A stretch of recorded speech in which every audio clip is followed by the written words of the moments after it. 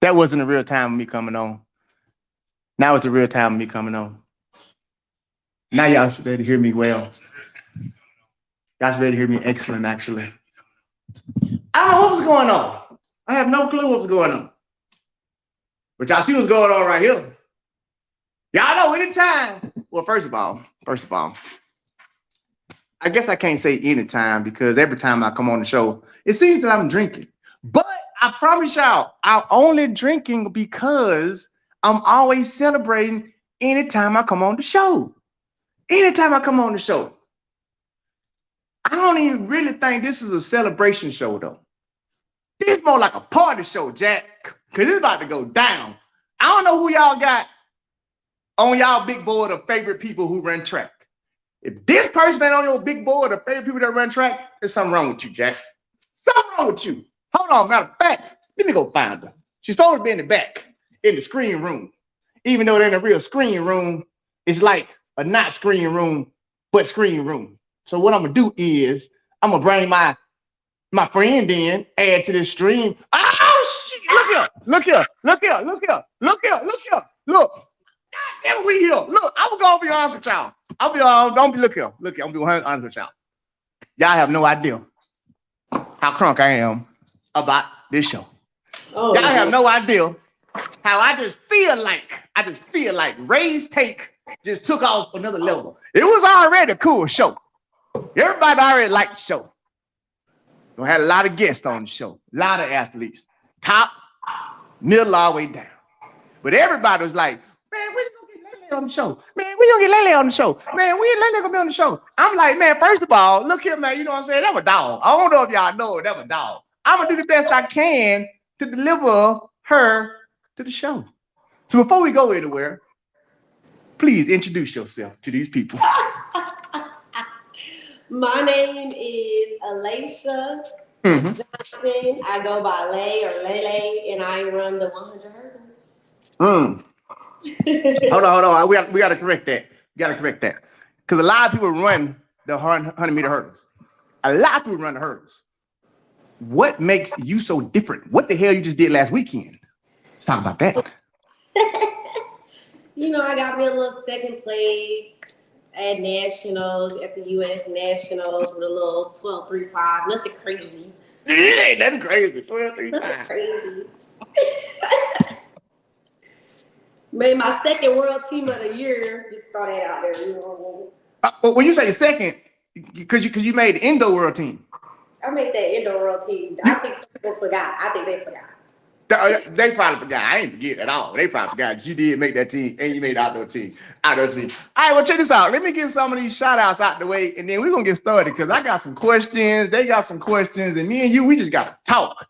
Oh, man, scientists. You really wanted to see Lele, didn't you? You already here. LB, I knew you was going to be in here. You just look like a Lele fan. I knew it. Only Justin, what's going down? Real talk. She here. Damn. Y'all want to where she at? Hey, okay, she here. Magna Dunn, what it do? Felicio, what it do, man? Yannick, my cousin, Yannick Edwards, what's going down? Who else in this thing? Because I see a lot of y'all. Who else in his thing? Oh, who's that? Grant LaShawn. Grant LaShawn must know you. He just straight up Lele. That boy GB. That boy GB. I guess we know who that is. GB, what's up, baby?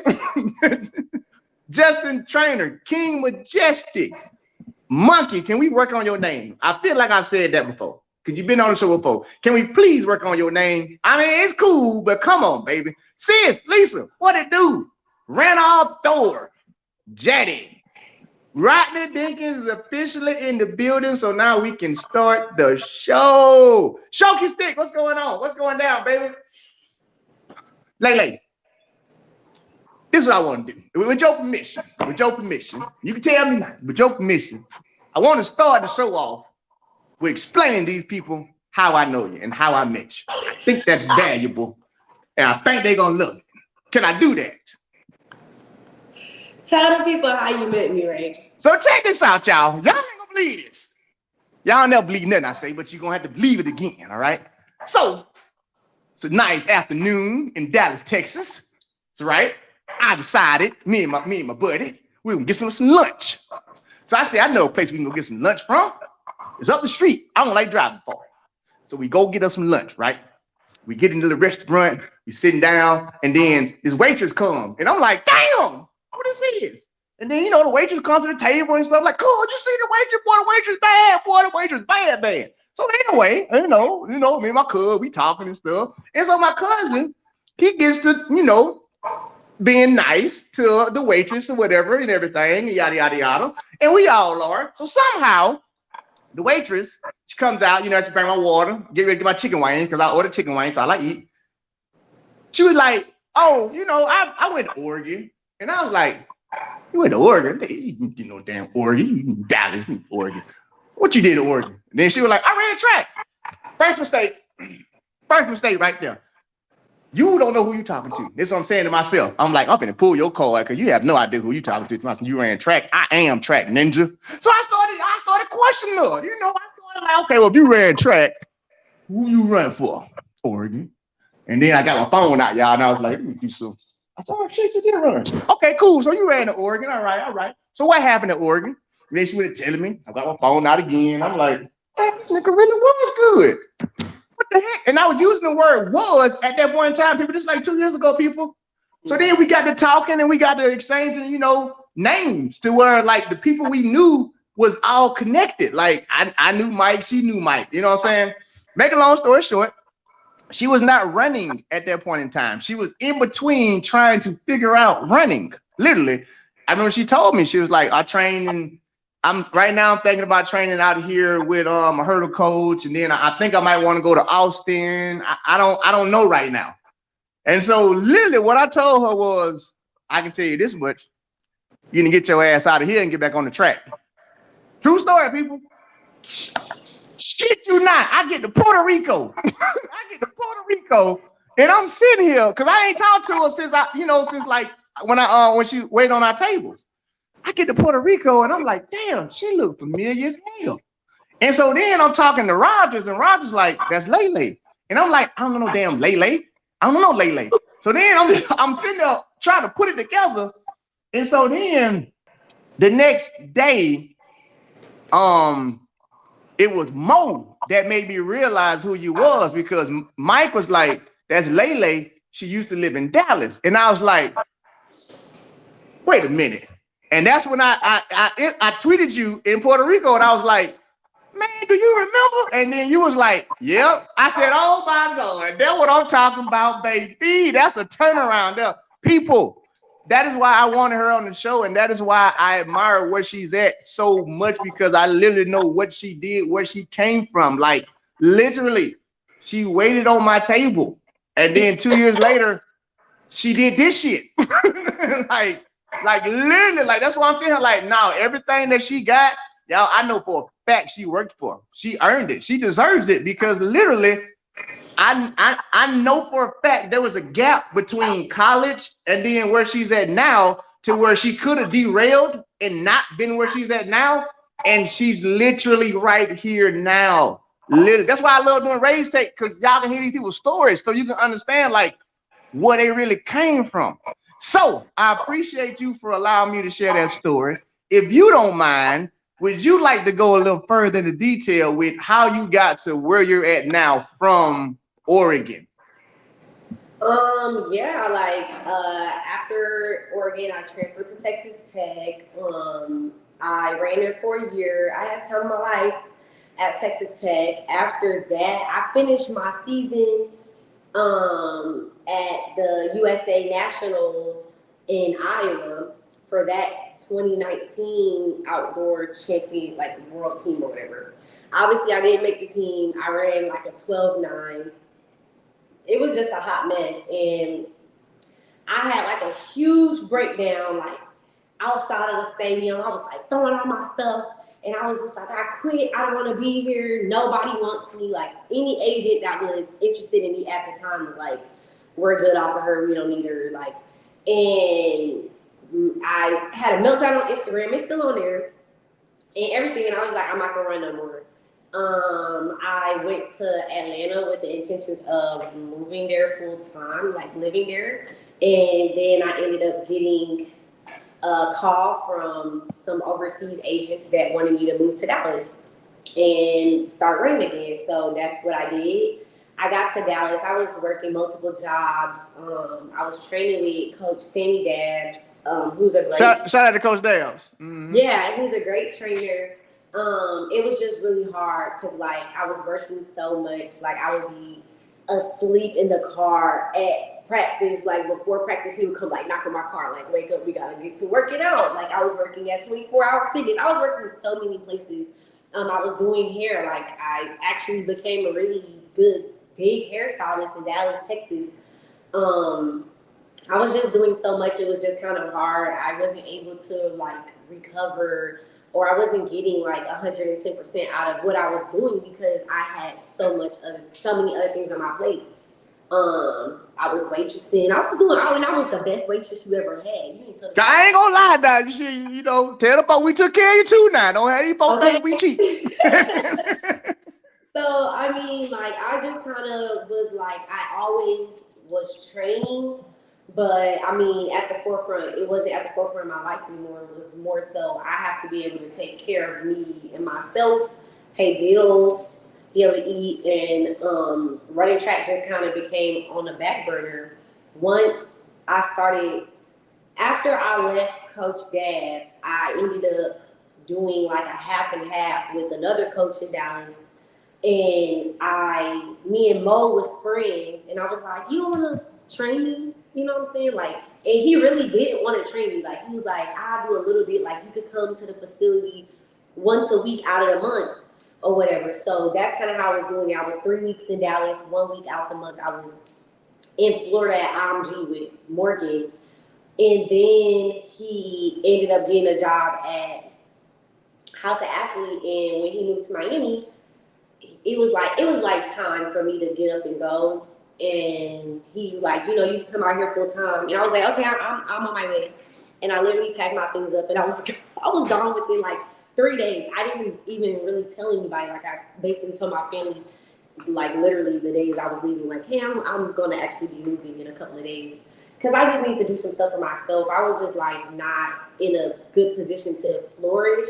And I felt like I still had so much more to give. So then I packed my stuff up and I moved to Florida with literally nothing. Like I have a little journal that I wrote in, like a little note that says like, this is my first day in Florida. It's my new life. I have $100 to my name, but everything will be good. Like it's literally crazy. And it was like a year ago right now. I moved on July 4th weekend. So hold on. Let me make sure I get this straight. I'm gonna let you keep going. So what you telling me is you decided upon yourself with $100 to your name that I'm gonna get in the car with this $100 and I'm driving to Miami and we're gonna go from there. Yeah. It was tough. All right, finish the story. Finish the story. This shit good. Keep going. I got to Florida. And like I was pretty well taken care of. Morgan pretty much made it to where I didn't have to worry about a lot of things because in his mind, I was an investment to him as well. So it's like I gotta make sure she's as good as she can be in order to produce, you know, sometimes and get back on the track. I didn't have a job for like 2 months. It was really hard. I was like in the house every day. I didn't do anything. I literally got up, went to practice, didn't talk to anybody, really didn't have no friends or nothing. I was on a mission. Like I just went out there and did what I had to do. We started training. Our training is completely different from anything I've ever been a part of. I train at an actual facility that has a track, that has all these things, kind of like you're back in college. And I train with all NFL and NBA players. There's no other track and field athletes with me. So we kind of sat down, we figured out a plan. I had a binder with my name on it and everything, and it had everything that we planned on doing in the binder. We planned out indoors, outdoors, and we really didn't divert from the plan unless I was just running so fast or so well that it's like, okay, we added other things on, but we never diverted from our original plan.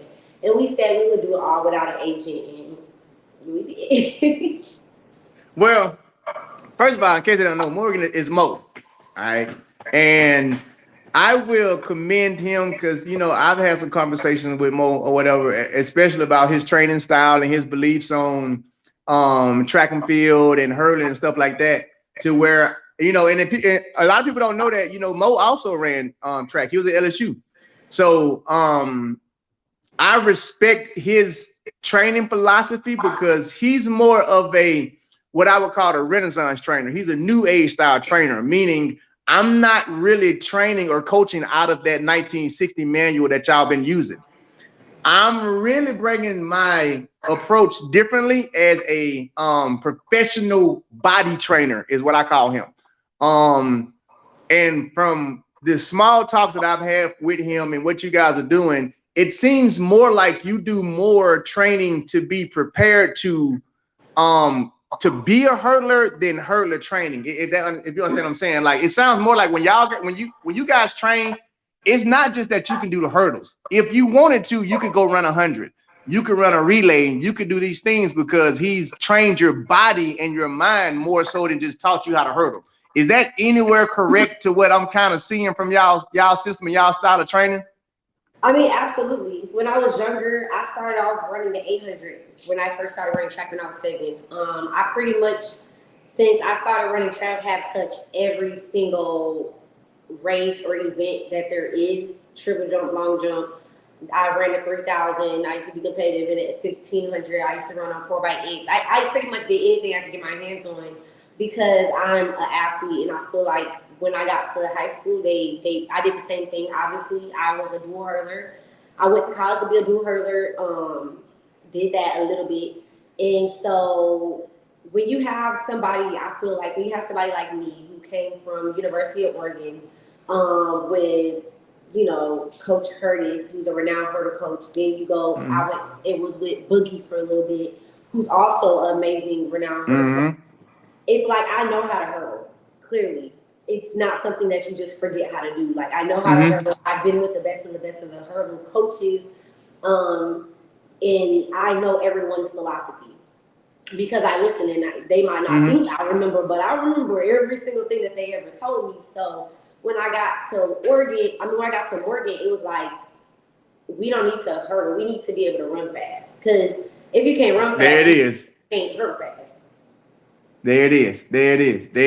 And that's, you just summed up pretty much exactly what I was saying in my whole soliloquy. It was like, it sounded like what Mo was telling me. He was like, I don't need to teach you how to hurdle. I need to teach you how to run fast and have your body stable. So, and let me ask you this. So y'all was together indoor, right, as well. What do you think? Because indoor, you didn't get a medal at Belgrade, if I'm correct. Do you think that that's because you guys were still planning for outdoor and you went through indoor, or was it because like we were still kind of figuring stuff out to where you was there at Belgrade but didn't make the podium, but then outside it was complete turnaround? What do you think happened with that? Like indoor, take me through that at Belgrade.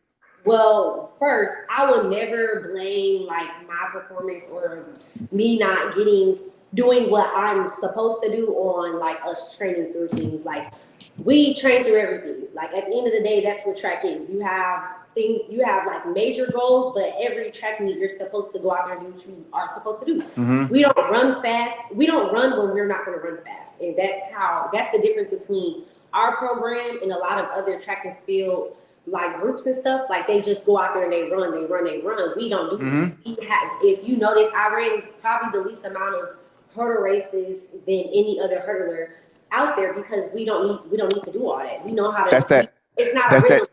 That's that championship training, y'all, that she talking about. But y'all go ahead, Lele. It's not a rhythm race. This ain't a 400 hurdles. I don't need to go out there and feel it multiple times. Like you know what you're doing, go out there and do it.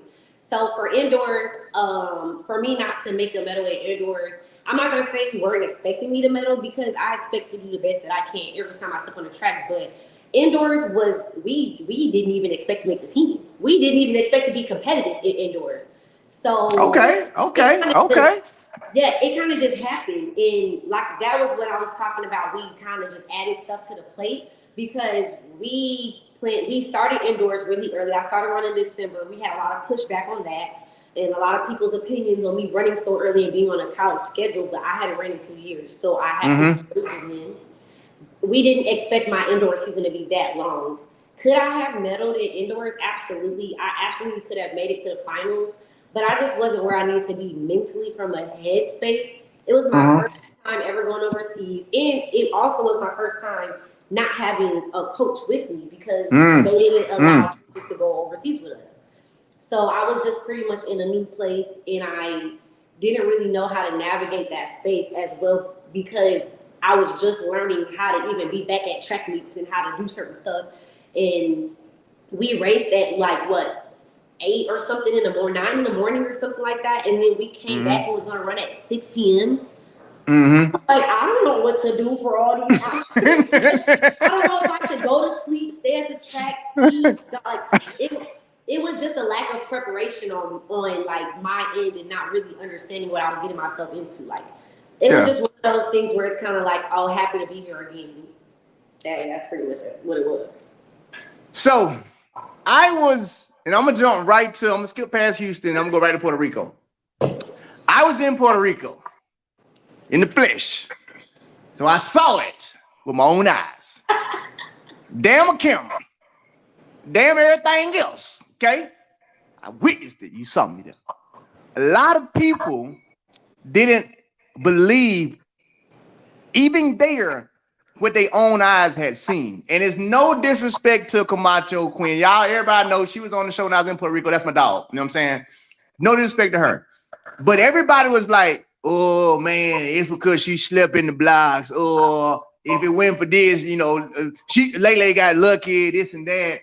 Nobody, I ain't gonna say nobody, but at that point in time, majority of the track and field world didn't respect your hurdle race then as much as they do now. Did you kind of feel that way after Puerto Rico? There's like, these people still sleeping on me, or they think this was a fluke, but I'm for real. Did you feel like any of that when after you won that race in Puerto Rico? It's a hard question. That was race take 4. Y'all be AJ, come on here. I'm trying to tell y'all. I 110% still feel like everybody's sleeping on me. That's in Puerto Rico, it for other people on the outside looking in, it should have been like a really, really happy moment. Like, oh, this is like supposed to be a breakthrough. But the energy was horrible. I did not have fun. Like, it was not fun. It was very like, it was a lot of energy and it just wasn't positive. It wasn't a positive experience. And my thing was, I wasn't really worried about winning. Like, I went out there and I was battling the people who was trying to say I didn't run 12.5 because it was winning in Houston, even though it was like a 2.1 or something. Yeah. And so I don't want to skip over the Houston meet because I went out there for my first race. That was your coming out party. Well, see, I ran at LSU, but people don't know that. I ran at LSU before that, and I didn't even finish the race. I failed. Yeah, so I ran at LSU. I slept in the blocks. Aaliyah Armstrong was out. She was gone. It took me literally the whole entire race. I was the last person to the first hurdle. It took me the entire race to catch her. I clicked the hurdle at 9 and went down, flipped over everything at 10. And then is when I was like, okay, this is finna, and she ran like a 12.7 or something like that. So I was like, okay, this is gonna be wild because I had never felt that speed before going over those last 3 hurdles. And we hadn't even went over 10 hurdles in practice yet. So I really hadn't felt it. So when I went to Houston and I ran at 12.5, it was a cautious 12.5. Like, it was like, okay, I'm at the end of the race. I don't want to fall and do what I just did. And I ran that by myself. Like, the next person in that race ran like 13.2. So for me, it was like, what more do y'all want? But because it was a 2.1, they wasn't, you know what I'm saying? They wasn't messing like that. So when I went to Puerto Rico, I was just trying to run something. I was trying to run 12.50 or lower legal so that they could give it to me, you know? I wasn't worried about the competition. I'm just worried about coming out here and doing what I do. Like, and so at the end of the day, win, lose, draw, I'm out there running for times because, you know, it's certain meets for times and it's certain meets for place. And for me, that was a meet for time. And so I was like, it was cool. I was excited to get my legal. Obviously, I wanted to run 12.49 because that's what popped up first. Then they converted to 12.50. But it wasn't like people. I think people wanted me to act a certain way after that, and it's like, nah, I'm still gonna come out here and do what I do. Like I don't. I'm out here to be me. Like I know who I am, and in my mind, I have this image of who I am, and I'm trying to put it on the track and put it out there so y'all can see it too. So like that's how I feel. Well, I think you're doing a damn good job of that so far. I think you're doing a damn good job of that. They starting to understand who Lele is. but I'll say this though. So at the Puerto Rico race, I actually was standing at approximately hurdle number 8. Okay, and right around hurdle number 8 is when she came back on you. Like she got right back there. But the one thing that I saw with my own eye, literally standing on the track, I don't know if this was your thinking, your mindset, or whatever, but to me, it just looked like you knew she was coming and you knew she was there, and you pretty much said, not today. Like that's literally what I saw, because everybody's like, she slept in the block, but I'm like, yeah, Camacho slept, but she caught back up and she got back in the race. When she got back in the race, she was right beside Lele. And Lele was like, okay, well, welcome back to the party. Here's 1-2 more, and I'm going to win. Was that anything that you actually saw, felt, or was that just like you just was like, I'm just going to run? I never saw her, didn't feel her. Ray, you just saw me find another gear, but it had nothing to do with her coming up. No, so, I mean, ironically, I was all the way in lane 2. Don't really know how But they didn't respect you then. even I'm gonna digress on that point. We'll get to that later. I was in lane 2 out of the mix, so I mean, y'all put me in lane 2. That I'm out the mix, so I really didn't. I'm not gonna say I didn't see nobody because Danielle was out. Danielle was out before I was out, and all I saw was somebody right there. It felt like I was bad. I thought I was with Jasmine, but then I watched the race. It was Danielle because she got out first.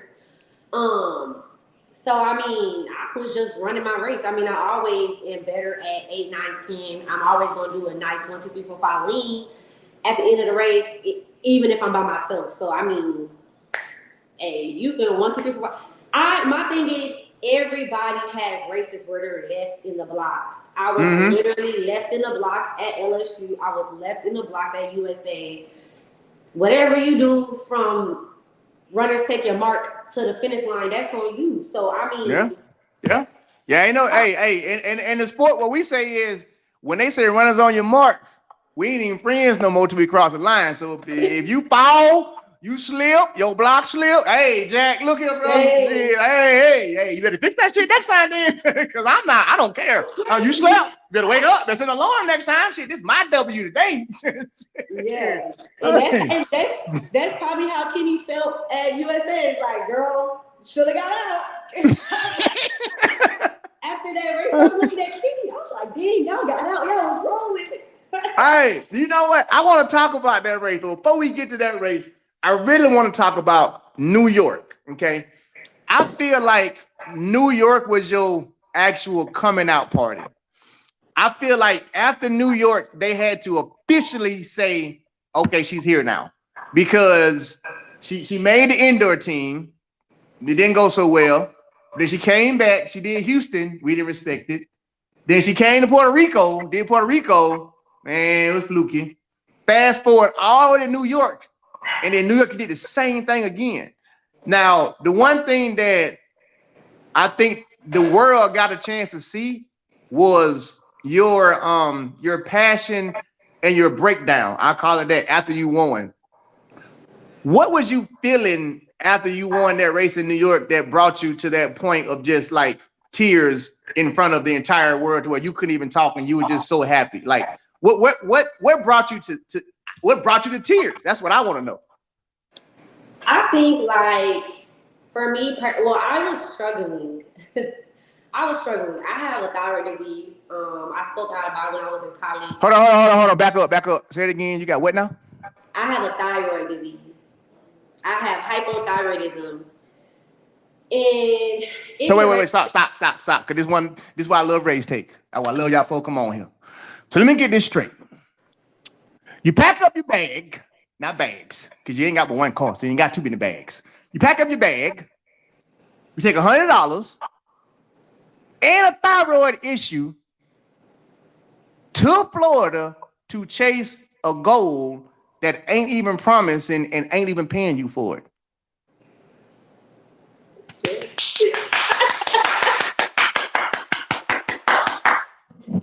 I got cheers. And this is why we do raise takes. So y'all can learn this stuff because I had no clue.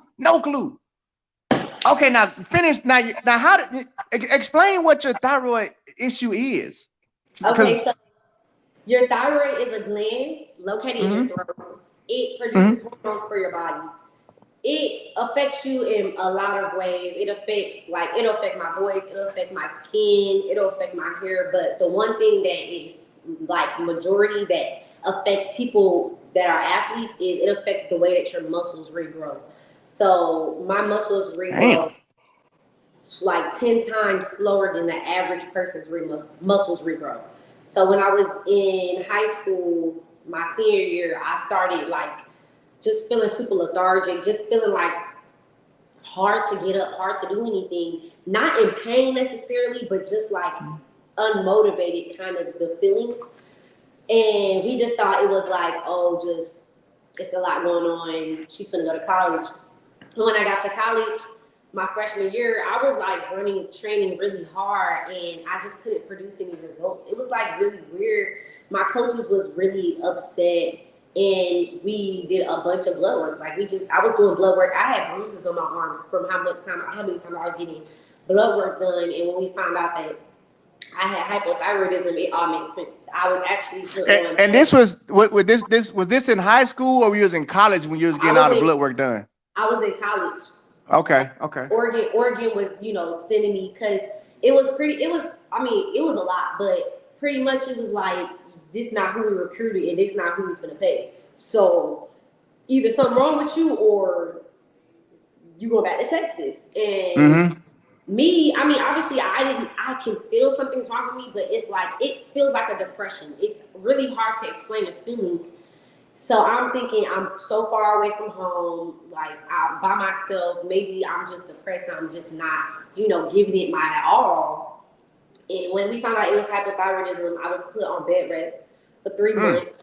The doctor was like confused. They did the blood work like 3 times before they came back and told me, because they were like, we really never seen this like scale before, especially in somebody so young. They don't usually test for that for younger people. It's usually for older people. And it was like I was degrading from the inside out because I was breaking down my muscles and they weren't giving me time to rebuild them properly. Because obviously, when you're in college, it's all on the schedule of the normal average person. Yeah. So they didn't know and I didn't know, so it was just I was just deteriorating. They was confused, like, how are you even walking, yet alone how were you training? Like, so I was put on bed rest for 3 months, and then it's a hormone that I have to take every day because my thyroid pretty much just died off. Like it just doesn't work at all. And my mom has the opposite, which is her thyroid overworks and then it enlarged and people have to get it removed from their throat. Like Missy Elliott has Graves' disease. That's a version of hypothyroidism where everybody's talking about her eyes bulging out of her face and stuff like that. That's the opposite of what I have. So that was like, for me, being social, being like around people, giving my energy, being at practice, like a lot of things really, really like strain me and my energy levels really bad. So after I ran in Puerto Rico, did I run again before? Oh, I ran in Nashville before. Yeah, I ran in Nashville. Yeah, Nashville. Before I ran in New York. And after Nashville, I had ran the Open 100 and it just exhausts your body differently than the hurdles. And it really was hard for me to recover from that. So I really was feeling super exhausted. Did not want to go to New York at all. I begged and cried and pleaded not to go to New York. Like I was like, I don't want to go. I made every excuse in the book, and Morgan was like, "You're going." So get it together, and I had to go. It was my first track meet. I went this season without a coach, and I was just out there. I was with Tia Jones. Shout out to her. Shout out T. Yeah, she literally would tell everybody like, "Lady didn't even warm up." Like I literally did a skip, a B skip, a C skip, because I was gonna pull out the race because I wasn't feeling it. And I didn't want to go out there and hurt myself or risk hitting hurdles and falling. Like I was not feeling it. And I got the okay, my coach Mo gonna be mad, but I got the okay from my strength and conditioning coach that if I didn't feel good, just pull out. So I wasn't gonna run. And I was just gonna go warm up. But then it was like the weather started becoming nice and everybody was warming up and it made me feel like y'all not just gonna come out here and just dub me like that. So I'm just going ahead and run. And I was really shocked. Like, I didn't even feel like I was running that fast. I thought I ran a nice little 12.6 or something. So I was just shocked, and it was just like overwhelming because I know everything that I have to overcome to even like be personable and be able to talk and speak to people. Like, people don't understand how much that drains me. So it's like, for me to be here by myself, navigating this space by myself, and still performing and doing what I need to do, like that's really wild. Like, so that's really why I was just overwhelmed. And I had some family in the crowd. It was just a good, like, it was good vibes. And when I did something good like that last time in Puerto Rico, I didn't get a positive reinforcement from that. So I wasn't able to feel those emotions. And also I feel like I'm so closed off in the track community. I'm so like separated that people really don't ever get to talk to me, understand me, like kind of feel me as a person. So to a lot of people I probably seem very cold, very just shut out. Like, and so it was just an opportunity for me to just really, you know, like show people like I'm human. I do love what I do, and I'm thankful for the space that I'm in, and I worked my ass off to be here. So I deserve this, and that's how I feel. I mean, you carry yourself exactly that way. Like you are one of the few athletes that I will say that carries their self like, no, I'm supposed to be here and you're going to respect me for being here. That's one thing that I have to give you credit for, because anytime that you tweet, anytime that you actually talk, you don't, and I'm gonna say this the right way because you do respectfully, but you don't hold your tongue. You don't mind saying no. I'm the shit. Like I'm gonna say it. Like you don't mind saying that in a certain aspect, and I feel like you actually do deserve that from everything you just said. Like y'all don't understand what I've been through. Y'all don't understand this disease I have. Y'all don't understand this $100 I took. Y'all don't understand how it didn't work at Oregon. Y'all have no clue to where I'm at now. I'm here because of me and the grace of God. None of y'all. So because of that, it may come off like I come out the wrong way. Like I'm not trying to mend with y'all or fit in with y'all, but in reality, I don't fit in with y'all because of what I've went through. It wasn't handed to me. And a lot of track athletes get things handed to them continuously from AAU to high school to your college. And then soon as you get done with college, they already got an agent for you and a shoe company for you. So everything is handed to you. I look at it from a perspective of that's kind of where you were at, to where they can't actually see your light and understand it because they didn't go through your struggles. So because they didn't go through your struggles, it looks to the outside person like you coming off as like I'm arrogant, but it's like, no, I'm not arrogant. I'm confident, overly confident because of where I became. And I'll say it like this, you know, I'm your number one fan and extremely proud of you. New York was that moment to where I was like, okay, now y'all get a chance to actually see Lele, because that same thing you're saying about how, you know, it didn't feel like you were like accepted and this and that from Puerto Rico and stuff like that. I felt like after New York, the world was able to see that side of Lele and put it together. Like, well, wait a minute. You know what I'm saying? Like, she coming with some emotion after this W. And anytime an athlete, to me, breaks down after a W, it has zero to do with the W. Like, damn the win. I don't give a damn about the win. I can't hold this no more because I'm breaking down because of what I've went through to get to this point to be in front of you. So when I saw that, like, I was like, man, that's it. Like she's there now. Like, she has hit that point to where people have to pay attention because now you got to get in tune to find out, well, who is she? Where did she come from? Why did she break down? And all of this stuff. And I think now they actually got an understanding of who you are. And when you got to USA's, it started to showcase. So now I want to move into USA's, okay? In the trap house, boy, you know the trap house be jumping come track meet time. Boy, y'all know nothing about the trap house, but the trap house be jumping. I was in the trap house going hard for late. I was like, boy, y'all better get ready for dog. She better do this shit. She better do this shit. This is what I want to ask you. I think it was the second round. It was the semis. You and Kenny was in the heat together, right? No, and it wasn't semi. Or was it first round? Just only finals. I didn't. It was the finals. It was wait. Ali in the semis. I'm sorry. That's right. I'm sorry. It was Ali. Now, this is what I saw. You know what I'm saying? Like, I'm seeing it. She got out. You know what I'm saying? She got out on you. I said, oh, shit. Come on now. Goddamn. Goddamn. Now these fucking call me crazy. Now get back in the race. Now, shit. Okay, there she go. Now, the one thing that I've noticed you got, which is weird for like, I mean, I don't hurdle, but from watching hurdlers, you got to close like a damn 100-meter runner. Like, your last 40 is like phenomenal. So right at like the end, I saw her look over at you and you kind of looked over at her. What was that all about? Because I saw it. What was that all about?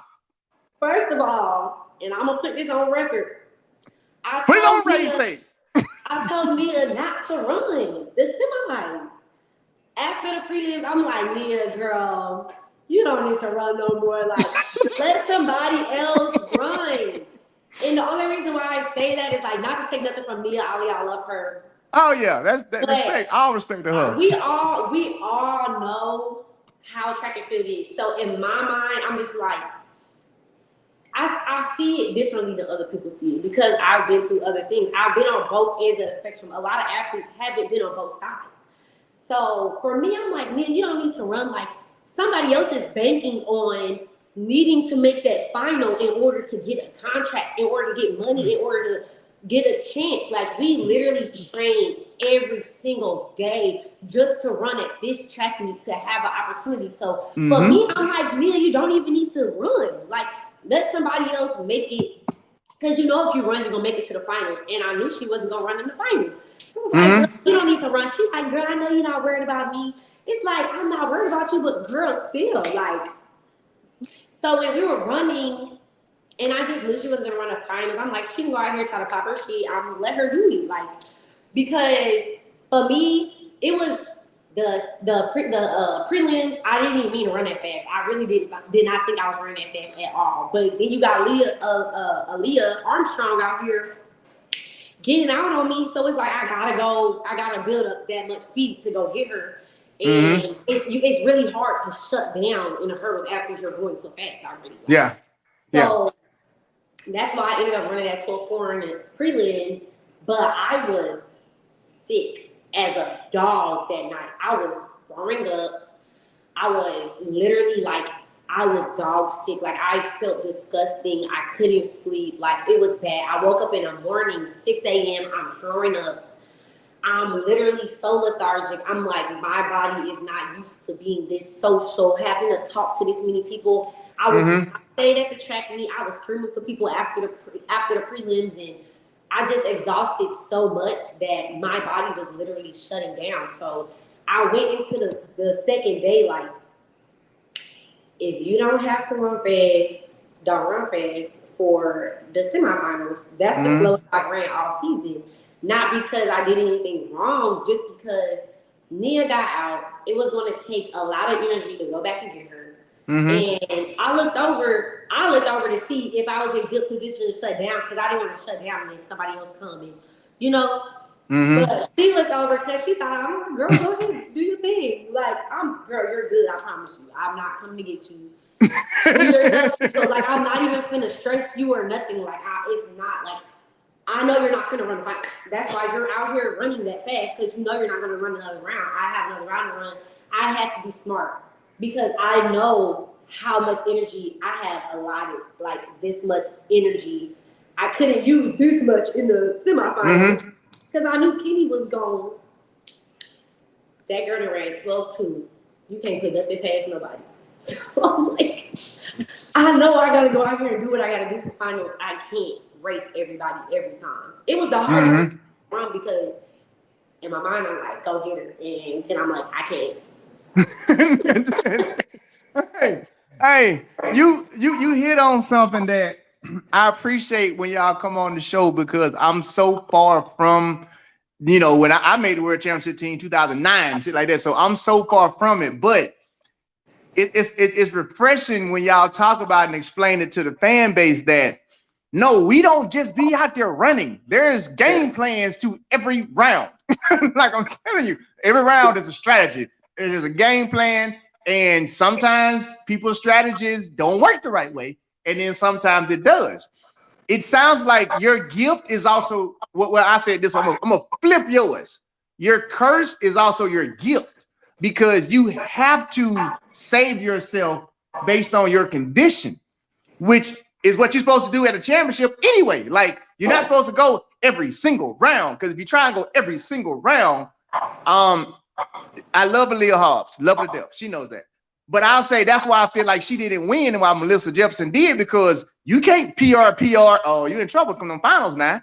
You know what I'm saying? So it sounds like your game plan that you are doing based off of your condition is perfect because it's what you're supposed to do anyway. You're supposed to gauge it. And if I don't have to, I'm not going to. Yeah. So I totally get that. And the one thing for certain, two things for sure.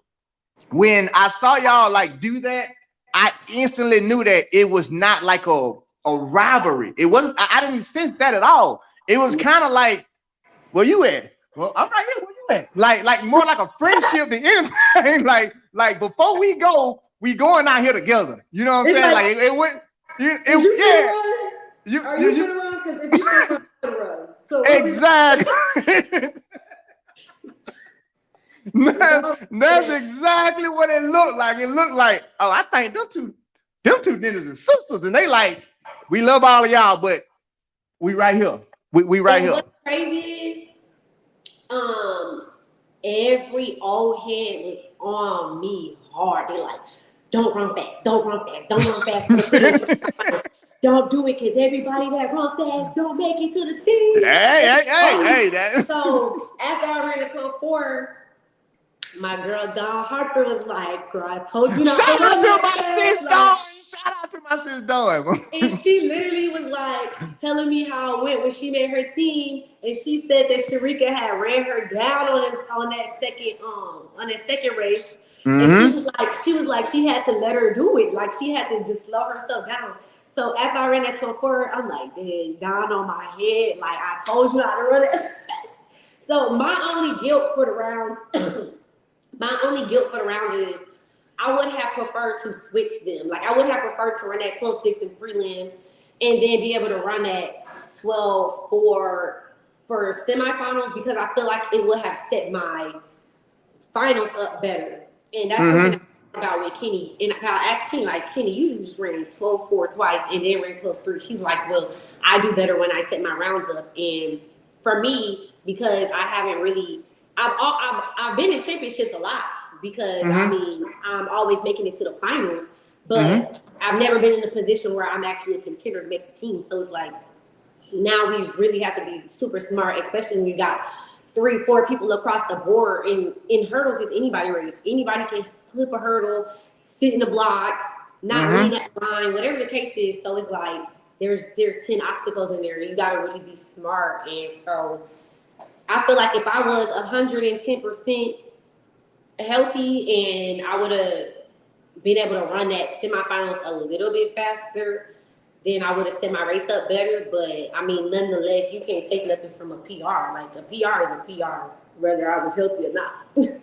I'm trying to tell you. I'm trying to tell you. Now that finals, y'all ran stupid crazy in that final race. Um, into a negative headwind. I don't think the world understands what that does to a hurdler. Now, correct me if I'm wrong, but the wind is, to my understanding, y'all, it's not an asset to y'all. It is y'all biggest rivalry because if it gets behind you, it may push you up on the hurdle too quick. If it gets in front of you, it may slow you down to where it changes your steps, changes your rhythm. Does the wind really play that much of a factor in y'all races to where if it's blowing behind me, I gotta account for that with my steps? If the wind is in my face, I gotta account for that. Does that go into a play when you getting ready to run the hurdles? Because to me, it's like physics says that should slow you down going over hurdles. But to go that fast over hurdles with the wind trying to slow you down and you have your race pattern, your steps, does the wind actually affect you? Is my question. Absolutely. I feel like when you have a headwind, everything else had to be perfect. And even if everything's perfect, the strongest person is going to survive. Like it's going to be more about who's strong. And I don't want to say heavy, but that does play a factor. Like the heavier, the stronger person is going to be able to power through. I mean, we saw that in Bermuda in my 200. Like the wind is a factor. Mm-hmm. Like, Mm-hmm. and for the hurdles, it can be really dangerous because, and I think that's, and not, I think, I know that's why Grant ended up pulling out from Bermuda because you got a 2 point, 3 point something headwind. That's dangerous. That we don't train to be able to withstand those type of headwinds. Like, I personally did not feel it when I was running, but we could tell, like, you can, in a slower race, you would feel it more. In a race Mm-hmm. that's less competitive, that has less on it, because you don't have as much adrenaline. So then Mm-hmm. you're really able to like really feel that more. I think for me, the thing that hindered me the most was the false start or whatever they ended up giving it to the field. Mm-hmm. But that's energy you can't get back. Like, Boy, listen, say it again. that is energy you can't get back, and it's not even a mental thing for me. It's Mm-mm. not, like I don't. I think with some, a lot of people have told me that I have a certain grace, like when I'm on the track, that it kind of gives like an aura, like I really don't care, like let's go ahead and get this race get over with. But it's more so a confidence. Like I'm just like, okay, I do this every day, it's the same tempo, Mm-hmm. line, the same start. Like it's gonna be what it's gonna be, and I don't think that there's that many on this or on this earth that can really challenge me in this event. So I have a confidence, I drank but to that. Keep going. okay, I have confidence, but when it comes to using energy, now that's different because a lot of people they be like, oh, the false starts are just mental, like it be messing a lot of people mental up. I'm mentally sound. Mm-hmm. I have a strong mental. Like anybody that you can ask, they'll say the same thing. It's the Mm-hmm. energy levels. When I just said I had this much energy allotted, and I use this much for prelims, and this much for semifinals, and this Mm-hmm. much on the fall start. Like it's wild. So I mean, I didn't think that when we were just standing there, the wind didn't feel ridiculous. I Yeah. definitely think that it hinders from the back and from the front. Like I was just saying that somebody had, I think Cindy O'Philly or Tiffany O'Philly, whichever one is the one that's still running the O'Philly sisters for Great Britain. Excuse me if I'm wrong. One of them just won the championships in the 100 hurdles, and she had like a 6.5 or like some crazy amount of wind behind her. And I'm like, no, kudos to her because if I had anything over a 2, then I'd probably crash. Like I'd probably crash. Like you have to have superb form in order to. That's like having a bullet belt pulling you when you're running if that wind is behind you. That's like Mm-hmm. doing overspeed over the hurdles. Like nobody does that. That's dangerous. Yes. It sounds like it'd be dangerous. First of all, hey, real quick, I want to because I go back and forth between comments and my show. Real quick, I know it's because you're a hurdler, so people are talking about hurdle stuff. I want to clear something up real fast so that a lot of people may not know this, and so that it can stop in the comments. Devin Allen's father passed away last weekend, last Saturday. First of all, before he got ready to run. So let's keep that in mind in the comments in case you did not know that. Coincidentally, the topic that you guys are having about his fault, like is Devin Allen half black or whatever, it's sad but funny enough because his father actually watched Ray's tape the week before he died, and that was the conversation that was going on. And his father was actually amused by people trying to figure out his nationality. But to clear it up, his father, may him rest in peace, is not black. Okay, he was not black at all. But he definitely was an amazing guy, an amazing person, and he definitely will be missed. So in case you didn't know, because I'm kind of looking at y'all comments, y'all talking about hurdles, his father passed away Saturday of the semifinals. So let's keep his family in our prayers, and let's be mindful of that when we're talking about Devin and his father in the comments. Okay, now back to you. So this is what I want to know. This is what I want to know. In fact, to Devin, love him. Man, look here. That's my hero. I say it all the time. Devin already know how we get down. Huh? I know y'all ducks. Y'all ducks together. Yeah. So shout out to Dave and his family. So let me ask you this. Cause you mentioned something. Yeah, I'm gonna switch gears for a second. Are you still unsigned as of right now? Yeah. Okay. So now we're gonna get into that. I'm getting into that. So you have been very vocal about yourself, about other athletes, and even something as far as what you told, Neil, like you don't have to run. There's other athletes trying to make it. Now, the one thing I would say is I feel like you're more of an advocate for all athletes who don't have it. And here's why. You saying that alone says it's not about me. I'm here. Like I'm gonna make it. But if you stay in, you're gonna mess up somebody else's chances. That ain't my chances because I'm right behind you. I commend you for that first and foremost, for even being able to acknowledge that. And I'll say this right here. I have a similar story, and I'll tell you what his response was. Wallace Spearman, Love and Death, back in I can't remember what year it was, but Wallace was in the 100 and the 200 and was at USA's. And he didn't pull out till the morning of the 100. And I said, Wallace, bro, why you do that, man? Somebody else could have got that spot. His answer to me was, Ray, if I kept them out, they shouldn't have been here. Which to me made sense because it's like, if me running determines if you're here or not, or if you getting a contract or not, then you shouldn't be here, period. You have been an advocate for all athletes, though. Like, none of us should be out here running without being paid. What do you think is the reason why it's so many of y'all who are like you, like right now, you're literally saying, no, I just finished second. I made the hardest team there is to make up. And I still, not yet, don't worry about that boy. I still don't have a contract. What would you think would be the reasoning behind that? Because a lot of people like to say it's money. What do you think it is? Do you think it's something from an athlete side to why we're not making money, or from a side of the people who have the money not wanting to give it out? That's a hard question, but because I know how you are and how you advocate for changes.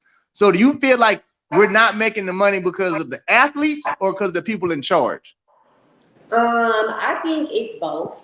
I think one, I think the biggest reason why we don't make money is because marketing. I think we don't have enough marketing in the sport. I think the sport is too individualized. There has to be some type of team aspect, and we have to figure out a way to embody that better. I do agree with some of your tweets when you were saying that we should have a separate, it should be separate from collegiate and professional. I think that not solidifying what professionalism is makes it very, very, very hard to pay professionals. Um, and I'm going to always advocate for people that I feel like deserve it. And like I said, I'm one of the only people that have been on both sides. So I was a stellar athlete in college. I was at a Power Five. I did a lot of things. And then I was a nobody and I didn't do anything. And then I had to come back and prove myself. And so for me, it's like I've seen it from both sides. And I think that it does fall a lot on prior athletes as well. I do agree with something that Sha'carri has said about athletes, older athletes, telling her to speak up, be yourself, be who you are and talk and pop your stuff, basically, and her saying, y'all always want to tell me that, but y'all was never that. So I agree with some of that stuff, and I agree with the fact that I feel like we don't have enough mentorship. We are how much people are getting paid should be online, like it is in the NBA, so that it can bring fairness in the sport. I think that there should be a cap for how much college athletes can get coming out of college, so that there's room left to continue to develop the professional athletes that you have already put so much money in. I think that there needs to be more facilities. There's a lack of resources, and there needs to be a new rise of coaches and agents in the area, because I feel like people do what they're used to doing and nobody wants to shake it up. Nobody wants to be the bad person. Nobody wants to be the villain. And because of that, and because of everyone that's older gatekeeping and not telling the younger girls certain things, I wouldn't be anywhere that I am if I didn't have Jasmine Hyder, who y'all would know as Jasmine Chaney, 400 hurdler. I wouldn't have known half of the things that I know without her coming back and telling me from her experiences, and just things like that. Like, we don't have enough mentorship. We don't have enough people coming back to the sport, putting back into the sport and helping the younger athletes, changing things. We see these changes happening in the NCAA, and then we're upset because it's moving faster there than it is here, but it's because the people that have the knowledge that are in charge, it's a real strict hierarchy, and they want to keep it like that. So for me to be the second fastest person in the world, Rick, in the world,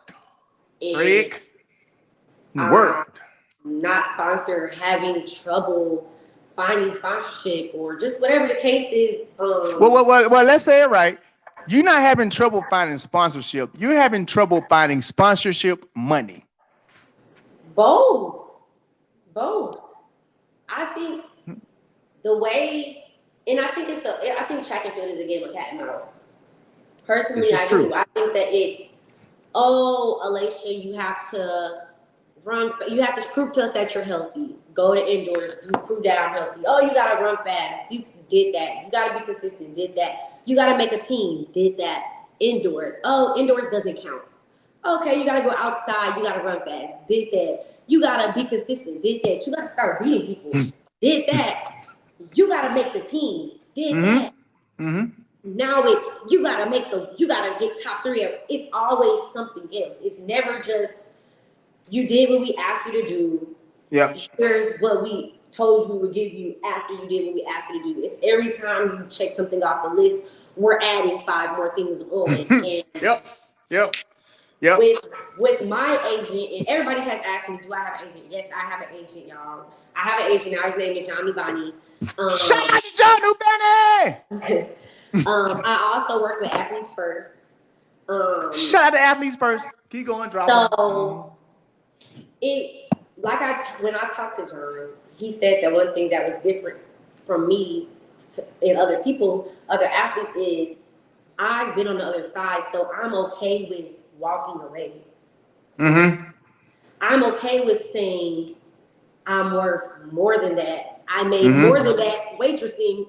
I'm not doing this no more for free.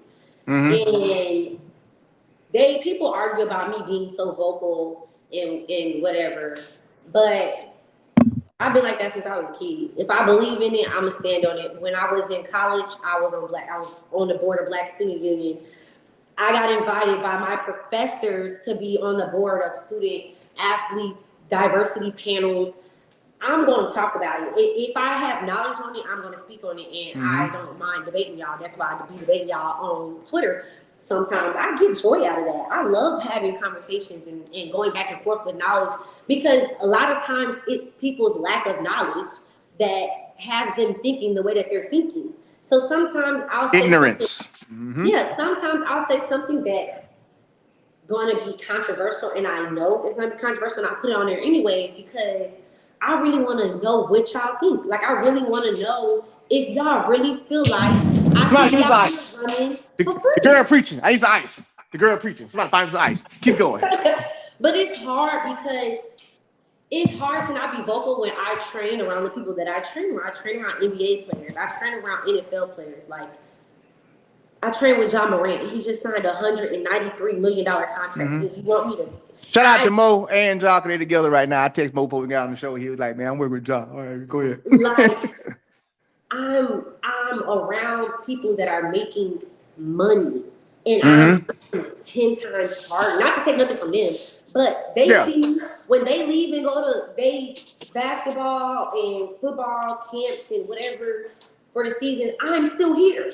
Like, I'm still working out. So I'm putting in just as much, if not more work than anybody else. And when I get on that line at Worlds, I'm going to look to my left and look to my right, just like I did at that finals, and everybody else is going to be paid but me. That's wild. Like, that's crazy. So, I mean, people have to speak on things that are, and I really didn't even want to talk about sponsorship and stuff when I came on. So I don't know. You can't raise take, Jack. This is what we do. You should have known that. Real show.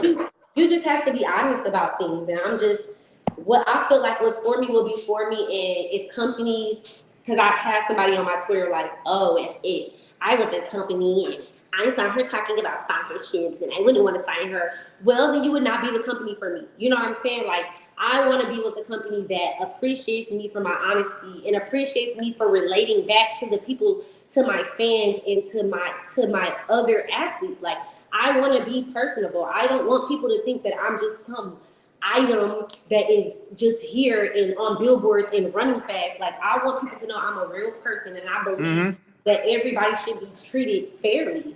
And I also ain't with this abortion ban either, and I'm gonna put that out there. Put it on raise take, man. That's what the show for. This is for y'all to say what you want to say. I'm not with that, and I don't agree with that, and I don't support that, and I hope that a lot of people. I would hope that my fans and people that believe in me would not support that either. It's going to hinder and harm and kill a lot of women, and that's sad. Like, First of all, Raise Take stands with you and every other woman. Beside that, let me put that out there. Like, I'm in 100% agreement. When they first did it, I was like, you can't do that. Like, you can't tell these folks that you can't do that. You can't do that. You know how many rappers are gonna be in trouble? How many entertainers? Like, you know how much you can't do that, baby. We got money for that. You know, I can't, you know what I mean? Why stop? But on a serious note, I'm 100% with y'all on that 1,000%. You cannot tell women what to do with their body. I'm sorry. That's just who I am. That's just what it is. Okay. Now, one thing I will say is this right here.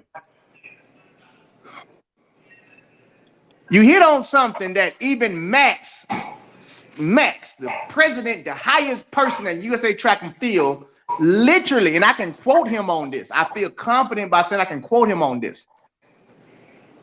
Ray, We told them. By them, it was, the USA Track and Field people. He said, no, he said, Ray, I told them. I said, I have no problem. I have no problem with paying professional track athletes.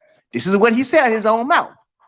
He told them, which is USA Track and Field, he said, now go determine who's a pro. And after you determine who's a pro, come back and tell me who's a pro. And we can pay them. So you know why the ball is dropped? Because literally the man who's in charge has said, what's a pro athlete? And can't nobody at USA Track and Field determine who's a professional athlete. So it ain't that, and I want to clear that up. It ain't that Max don't want to give the money away. He actually he set aside a budget to pay professional track athletes. And you know what happened to that budget? It sat there because they could not determine what made you a professional track athlete. So when I'm saying stuff like keep the college kids out, when you're saying that, it's literally, I'm saying it because I know from the inside that they've already said, we have no problem paying y'all, but who the hell are we going to pay? How do we know who's a pro? Like, what makes Lele Johnson a professional hurdler? Because I don't go to school. Okay. So basically, if any school kid drops out and starts to run, they're pro now. So it makes sense that what he's saying is like, no, we hear y'all crying, but we can't fix it because y'all can't fix it. And y'all can't fix it because you're nobody as the athlete. The people in charge of y'all are the gatekeepers that you're talking about that aren't changing it. It's the gatekeepers who, and the thing I try and explain to everybody about USA Track and Field, okay?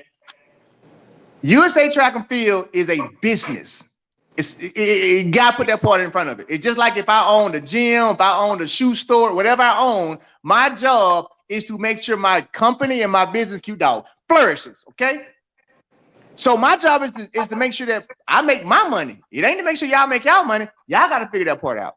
I think as athletes, that's where even me and us retired athletes got to all come together and say, hey, in order for anything to change, it starts with us, by us going to those gatekeepers and saying, this is what we want to happen because Max is saying we can get paid if we figure out who the hell is pro and who ain't.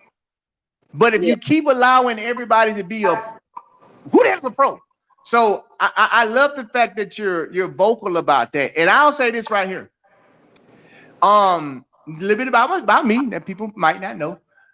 I ran professionally from 2002 until roughly 19. From 2005 until this date, John Nubani is still my agent. Now, I say that on my show live to give you that assurance that you ain't really got much to worry about. You might not have it now. I've been knowing John Nubani over 20 years. And I can tell you that for a fact. Give him time. And when you get it, you just gonna be sitting back like, shit, I don't know what y'all gonna do. like for real. So that's two things I want to tell you. And I definitely, before we start back talking track and field and world champs, I definitely want you to keep doing that because what you're doing is you rose to a position of power, but before you rose to that position of power, you was already saying the same stuff. You got in that position of power and you just vocalized it even louder, like, oh no, ain't nothing changed, Jack. Just because I'm the second fastest hurdler don't mean I'm finna stop talking about the fact that we ain't got no money. Even though I'm probably finna walk into my own destiny and my own money, we ain't got it. And you keep saying we. And I commend you for that because I really feel like you're getting that from being around Mo, from being around professional football players, from being around professional basketball players to where you're able to see what a we is as athletes. Like you may see us on the basketball court going against each other, but we together outside of that. You might see us on the football field going against each other, but we together outside of that as well.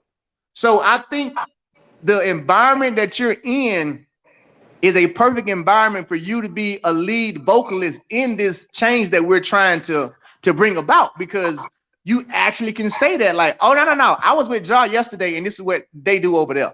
Or, you know what I'm saying? Or I was over here with, Tom Brady yesterday and this is what they're doing. I can give y'all comparisons from other sports and how other coaches, agents are acting versus ours. It's nothing but comparing companies. It's not like you saying, well, we do this wrong, we do that wrong. It's like, no. All of y'all are businesses. Your business is failing. These businesses aren't. Here's what I'm seeing from my own eyes from being involved in these successful, thriving sports businesses. Here's what we're not doing and what they're doing. So I want you to continue to run your mouth.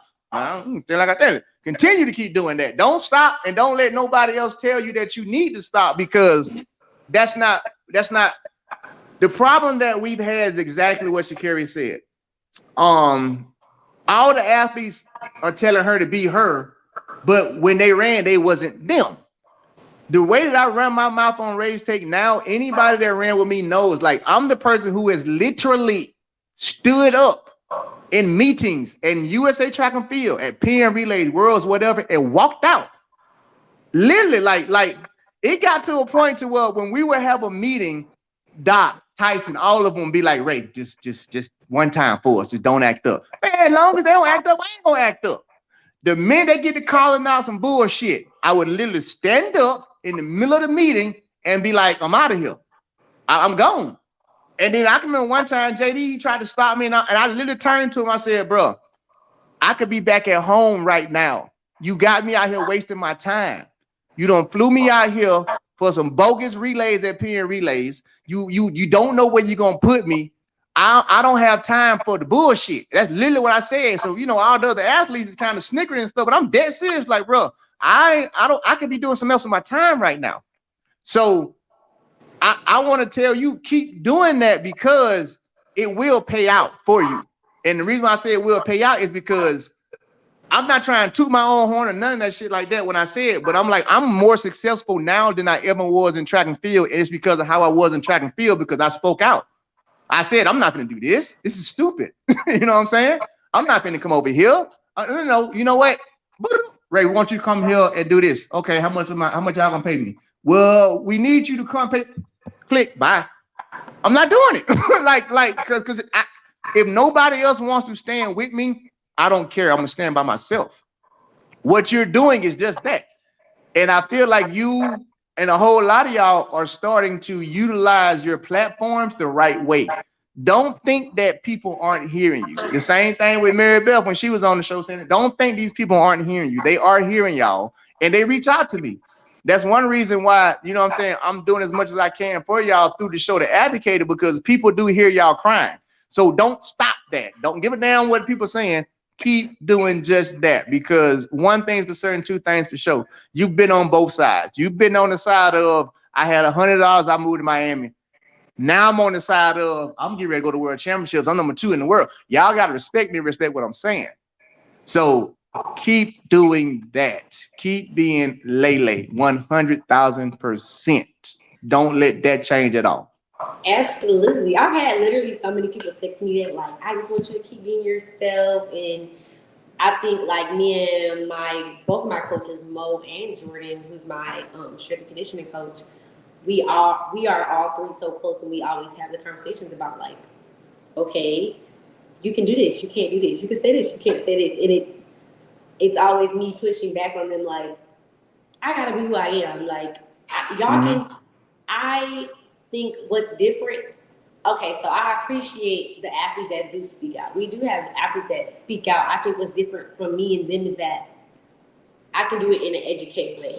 I can tell you something and I can explain it to you. I can really, like, I understand. I don't speak on things that I don't know. I understand what I'm saying. When I say it, I have 2 degrees, 1 undergrad in pre-law, 1 master's in sports management. I did a lot. I did marketing, public relations through college. So when it sounds like USATF need to hire your ass. That's what it sounds like. And actually, like, I would never want to be a coach, but after I'm done, I do want to put in place some sort of mentorship program coming to athletes straight out of college, even if they want to continue.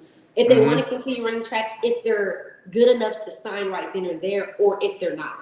Because in my journey, I've also met people I have this friend named Taysir Mack. He Mm-hmm. right now is with the San Francisco 49ers, and when he was going through his journey coming from Pittsburgh, he plays football obviously. He was not one of the top guys that's going to get drafted and da da da. And we kind of became close based off of the fact that we have all this talent. We just lack people that believe in us and that are willing to put the money and resources in us to take us to the next spot. And so, I talked to Mo and I've talked to Jordan about, maybe trying to start my own agency that works with high risk athletes, because that's what I was called. You're a high risk athlete because you may or may not make it. You may or it may not be healthy. Whatever the case is like, I think that it's important. The way that I'm moving and the way that I do things and the way that me, Morgan, and Jordan do things is we prove to people that if you believe in something and you have other people that believe in you and people that are willing to put their resources in you, it will flourish. Like, I'm not saying that everybody will be in my position, but you can go 10 times further with stuff behind you. And that's one of the things I felt like when you were talking about separating college from professional, because when I was in college, I was amazing. I was running 12.6. I was number 12 in the world, I think, as a sophomore and junior. So it's easy to do things when you have a lot behind you. It's easy to do things when you have facilities. It's easy to do things when you have 30 coaches, when you have a routine, when you have a schedule, when you don't even know how much your medicine costs. It's easy to do things because it was easy for me. But it's hard to do things when you're a professional, and every time you get on a line, that race determines your entire life. Every time you step on a line, reduction or cut or anything, like, it's harder as a professional, and that's why there needs to be a heavy divide. Period. Point blank. I agree with you 100%. I'm gonna ask this last question off track, then we'll get back on track to get ready to wrap this thing up. How would you feel, or how do you feel about athletes like yourself finding other avenues to get your money outside of track and field? And when I mean by other avenues, I'm not talking about setting no dope people. I'm not talking about that, all right? I'm not talking about other avenues like that. I'm not talking about no dope thing like that. I'm just saying, like, there are a lot of companies that have to donate money, and they have to donate it as a tax write-off. Okay, I know this to be for certain. How do you feel about athletes like yourself and other athletes saying, you know what, damn us fighting for this?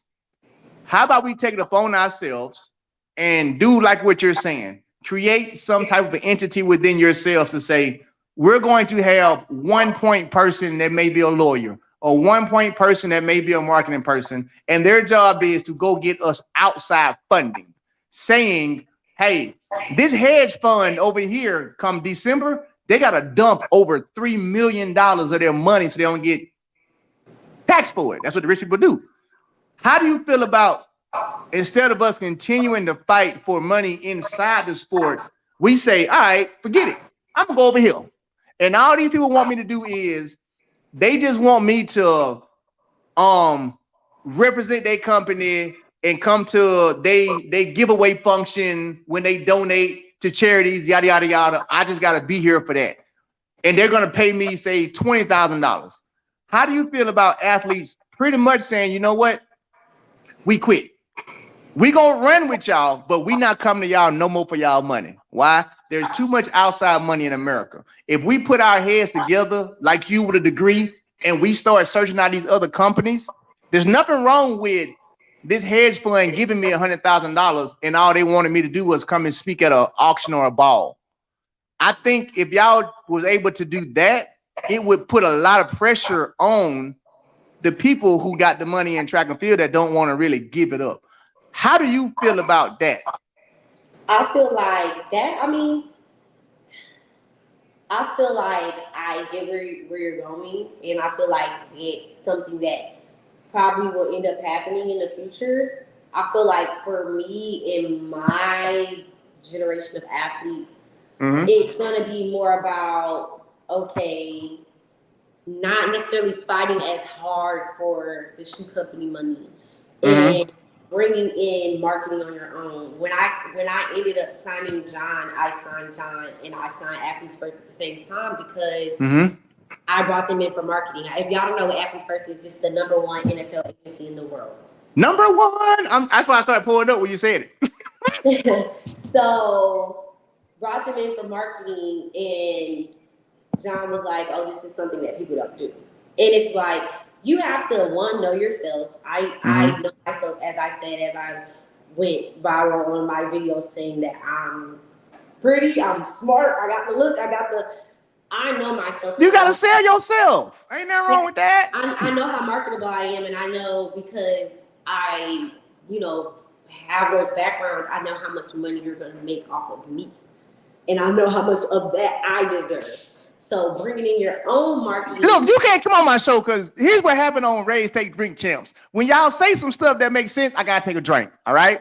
When you say some stuff that's real, I got to take a drink. You're going to have me drunk now. Slow down with all this realness, but keep going because I got to take another drink on that. Dang. Look, so I think more so athletes need to really invest on not just coming out of college and having an agent. Come out of college, sign modeling deals, sign to modeling agencies, sign to marketing agencies, sign to how many ever people will sign you. Take this deal for $10,000, take that deal for $10,000. Who cares? People don't want to take deals because they're little money, but it's a lot of money when it's coming in, and when you're not running fast, those are deals you'll still have because it's not based off of you running fast. It's based off of you being pretty. It's based off of you being able to speak. It's based off of you having issues that you overcome. Hopefully, in due time, I'll be able to speak and be a spokesperson for people with hypothyroidism or thyroid disease altogether. Maybe I'll be able to speak on behalf of mental health issues and the things that I had to go through in school and I had to overcome. Maybe I'll be able to speak on behalf of kids, little Black girls like me that come from the hood and go to establishments that don't. I'm gonna be drunk. Keep going. There's just a lot of things that, because we feel like we have, they put drill into our heads, we have to be so brandable, we have to be so marketable. You don't have to change who you are to be marketable for them and to be comparable for their brand. You're your own brand, you're your own market, and you bring a new market avenue to their company, which is why they want you. They don't want to tell you that because then they would have to pay you for that. So I think in the future, will people not use the shoe companies as much or rely as much on them? Yeah, it's either going to be that or the sport is going to continue to die out because people, the younger generation is just like, I'm not calling myself the younger generation. The generation under me, the girls coming out of college, the girls getting into college now, they're heavy hitters and they're strong-minded and they're very, very strong-willed. Nobody's going to do this for free anymore. The sport is going to die out if it does not change and evolve. And y'all don't like when Carrie be talking, not you, but they don't like when Carrie be talking, and sometimes she don't be talking about nothing. But sometimes she do, and sometimes she do. Speaks out and she be talking about something. TT Terry speak out, they be talking about something. There's girls and men that go out there and they be talking and they be having something to say and nobody wants to listen to them. So it's hard when you're not at the forefront because people don't care about you when you're not fast. And then when you're fast, you're scared to talk. You're scared to talk because you don't want it to affect your money. Yep. It's like we gotta be realistic that somebody out there wants to pay us. I have 20,000 followers on Instagram. It's not as much as other people, but it's more than some people, and somebody wants to give me some money to do something. So the more people understand that and the less people keep drilling in your mind that you have to have a sponsorship and you have to do this and have to do that. I just ran a whole season better than most of y'all and I had no sponsorship. Obviously, you don't have to have nothing but some legs. That's it. What you saying is needed right now. Like you are saying everything that's like 100% correct because you're speaking from. You can tell you went to school. I can tell you that when you went to school. You're speaking from more of an aspect of no, people. This is what has to happen. This is not me just thinking thoughts like this is how it works. And the one thing that I'll say is I like to use my gym for an example. Okay, my gym that I created, or that I opened up, I own in Plano or whatever. I can easily say right now, my gym brings in over 6 figures a year. Okay. Now, why is that? Why is it that my gym does so well and that our memberships are 430 at the bottom rate? It's because of my name, because of Ray Edwards, because of what I've done in track and field, because of my resume. My gym continues to grow. So me understanding that understands one principle. People will pay us if they know what the hell we do and who we are. Like they will pay us. Like literally, people are dropping card notes, multiple card notes a month, not because I got a gym. It's because, oh, he ran. That's Ray Edwards. He ran with Team USA. He was in the race with Usain Bolt. Oh wow, yeah, I'm gonna give him my money. I think that approach has to be the exact same thing while we're running. Like, no. The world will pay you. The world just needs to know who you are. If they know who Lele Johnson is, she's gonna give her money, not just in track, outside of track. Absolutely. If the and I say, I think it becomes more of what we're talking about now. You guys, and you already, I ain't gonna say you guys because you got shit figured out. So I'm not gonna say you. Everybody else got to figure out what you don't figure out. Like everybody else that's running track and field and who are now becoming the top people have to figure out what you're figuring out. Now we can sit here and say what we want to say about Sha'carri's performances and how she tweets, yada, yada, yada. But what she did do is she did open up a lane for y'all to continue to do just this. No, this is how I feel. This is what we don't have. This is what you're going to have to give me. The more and more that happens, and again, we'll just say it, Sha'carri's fame came off the track. It didn't come on the track. It came off the track because she sold herself off the track. So what you're saying makes perfect sense going forward. Like, be more vocal about, because the one thing that y'all have that Ray Edwards didn't have was Twitter. Oh, social media. If Ray Edwards had social media, boy, when I was running, you think track and field hated me then? They sure enough would have been mad. So I thoroughly enjoy when y'all express yourselves. And like I keep saying, please continue to do that, because I do foresee that there is going to be a complete change at some point in time in track and field. And it's gonna be a 180 that we didn't see coming, and a lot of people ain't gonna like it. It's gonna be a business model that somebody comes in and says, "Oh, now I'm gonna buy all of this shit." It may be a P. Diddy or somebody that come in like, you know what? Here's $100 million. Come on, I want the whole damn thing. We see what you giving to Come on now. Young Miami, you don't gave her all that money for a damn talk show. You could have gave that track and field and everybody been straight. You can literally buy track and field. Like, listen, I don't think people understand. They don't. One thing I do want to say is I don't think people understand how easy it would be to help out struggling athletes. Like $10,000 from anybody that I train with is nothing. For me, that's a whole Diamond League race. That's a whole season of regular races. Like, I don't think they understand. Because, like, I even had some people saying, like, oh, I know Lady Leia because she was doing what she was doing. Shit, me. I won't see that money for months. All right. It's weird that we talking about this because, so I train a lot of people around the NFL, especially a bunch of Cowboy players. And the thing I always say is these people are entrusting hundreds of millions of dollars with me in their body. Because if I make one hamstring go, you might well kill me because they just lost their contract. They would think the same thing about me. Like, well, I know you straight, man. You don't been to Olympics and everything, man.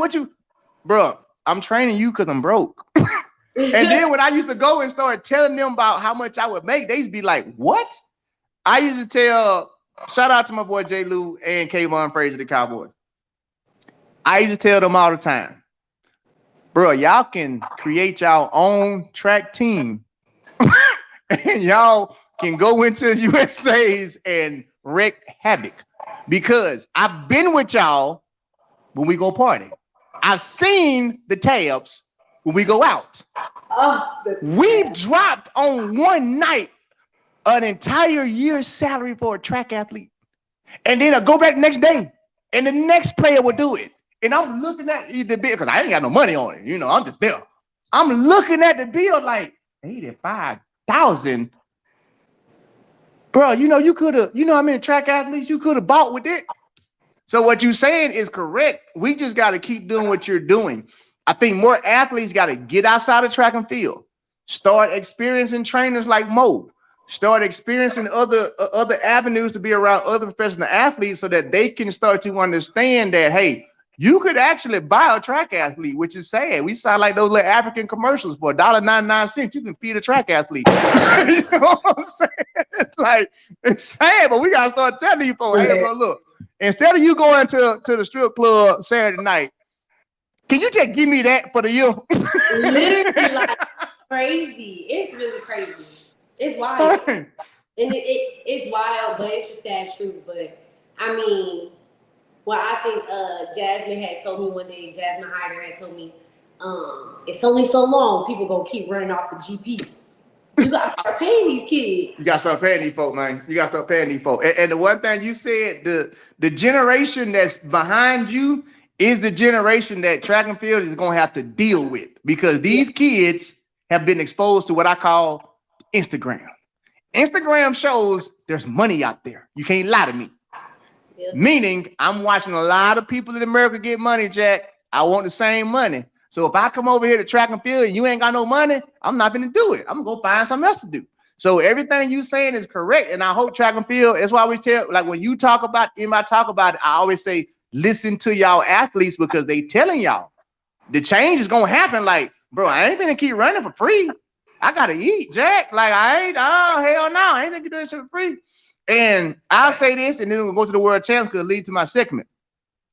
You're too young to know this, but back in the gap, when I first started 2003, 2004, the amount of money you were making track and field, you were sitting next to the NFL player salary. You might not be making the millions, but the league minimum, you making it. Because back in those days, you could go to one race and clear 30 grand easily at Golden League. Easily. Because they would let you do 100 and 200 for 15,000. You could go to a Golden League meet and clear 40,000 in one day if you got second. You could go and clear 20,000 at one track meet if you got third. You put that together with 10 track meets and you got third place at 10 track meets. Back then, that was NFL league minimum. You add that with your contract, bro, I'm sitting on $500,000. You know what I'm saying? Like, it's cool. I saw the shift. The shift in not two things happen in track and field. Not only are we not paying you $15,000 for first, we're paying you $10,000 for first now. Not only are we only gonna pay you $10,000, you can only run one race here that's gonna pay you that. You can't double up no more. Not only that, you're going to have to race the top 8 in the world at this Diamond League meet for that $10,000. So there's no way that you can actually come close to making an actual professional living. Yep. It used to be your contract money was your throwaway money. Whatever Nike gave you, whatever Adidas gave you, that was the money you threw away because it wasn't nothing. You can go make everything on the circuit. It flipped. But that's for another show. We talk about that flip. But anyway, now back to track and field. I'm glad we had that segment. I enjoyed talking about that stuff. You got world championships coming up. How does that feel? I'll just throw it right there. How does that feel? Hold on. Let me ask the question right. You started with $100 in your wallet. With $100 in your wallet and nothing else. And now you're going to the world championships to run a 100-meter hurdle race. How does that feel? You're gonna be honest, because I'm gonna be honest, and y'all gonna hate me. Man, it's race day. Go all the way in. Be honest. It feels like nothing because I still only have $100 in my wallet. Like, That's what it feels like. It feels like I'm doing this for free. It feels like I'm being used. That's how it feels. It takes the joy out of doing stuff when I'm feeling like I'm doing everything and achieving all my goals and not reaping the benefits of everything I had to sacrifice for. It just feels like I'm still sacrificing. So, I mean, I wish I could be excited about going to Worlds. I'm just gonna go in there and do what I do because that's what I do. But I'm not going in there with the OMG. I finally made it. I finally made it when I don't have to go to the grocery store and put stuff back because I can't afford it. I finally made it when I don't have to worry about paying my car note or I got a nail in my tire and I just won't drive it because I can't afford a new tire. That's when I made it. That's when I'll be excited and when I'll finally be able to have fun running track. But until then, like you said, it's a business. And for me, you're not gonna never be happy when your business is in the red. That's how I feel. That's the most realest shit I think I've ever heard come out of anybody's mouth on race tape. Like literally, you did not shy from being 100. Like, damn. And I feel you on that. It's like, how can I be excited about going to a world championship when you just asked Tom Brady, is he excited about going to the Super Bowl for free? Like, what do you think Tom gonna say? Like, you just asked LeBron if he excited about going to the NBA Finals again, and he ain't got no contract. Boy, you hitting some, damn. Like, that's 100 right there. Like, I can't even be mad at you for that. Like, and I think that approach is the right approach because the one thing that we have to always understand is this pride don't pay my bills. This carrying this American flag and hearing the anthem, yeah, the people who I rent my apartment from, they gonna hear the anthem, they gonna be still for them 3 minutes, and then they're gonna have their hand out. Like, that was so cute. Yeah, look at you on the podium. You got your flag. That's so nice. Your rent due on the 1st. I know you got it because I saw you on the TV. And you gotta be like, I ain't got it. And they like, you a lie. I saw you on TV. You got it. Get my money. And don't be late. And don't be late. Be fast like you was on TV. I saw you fast. You ran fast. So I know on the 1st, you sure not gonna have yours here. I saw you on TV. So man, that's I ain't never really heard no, because usually we ask that question is like, man, I'm just so happy I made it. I worked my whole life for this, yada yada yada. I'm just glad I got a chance. And you like, bro, this shit don't mean nothing to me if I ain't getting paid for it. Like, what you mean? Like, you know how hard I work for this? Just for y'all to be like, what? I mean, I didn't like, for me, track and field was never, I'm not gonna say it was never, but it was never like, oh, I just love track and field. I want to be an Olympian. Mm-hmm. Like, track and field was something that I did when I moved from Chicago. I moved to Houston, and mm-hmm. It was just something I fell into when I was younger, and I realized that I was fast and I was good at something, and I did it because mm-hmm. I was good. Then I did it because it was something that people could acknowledge me by. Then I did it because it could get me a scholarship.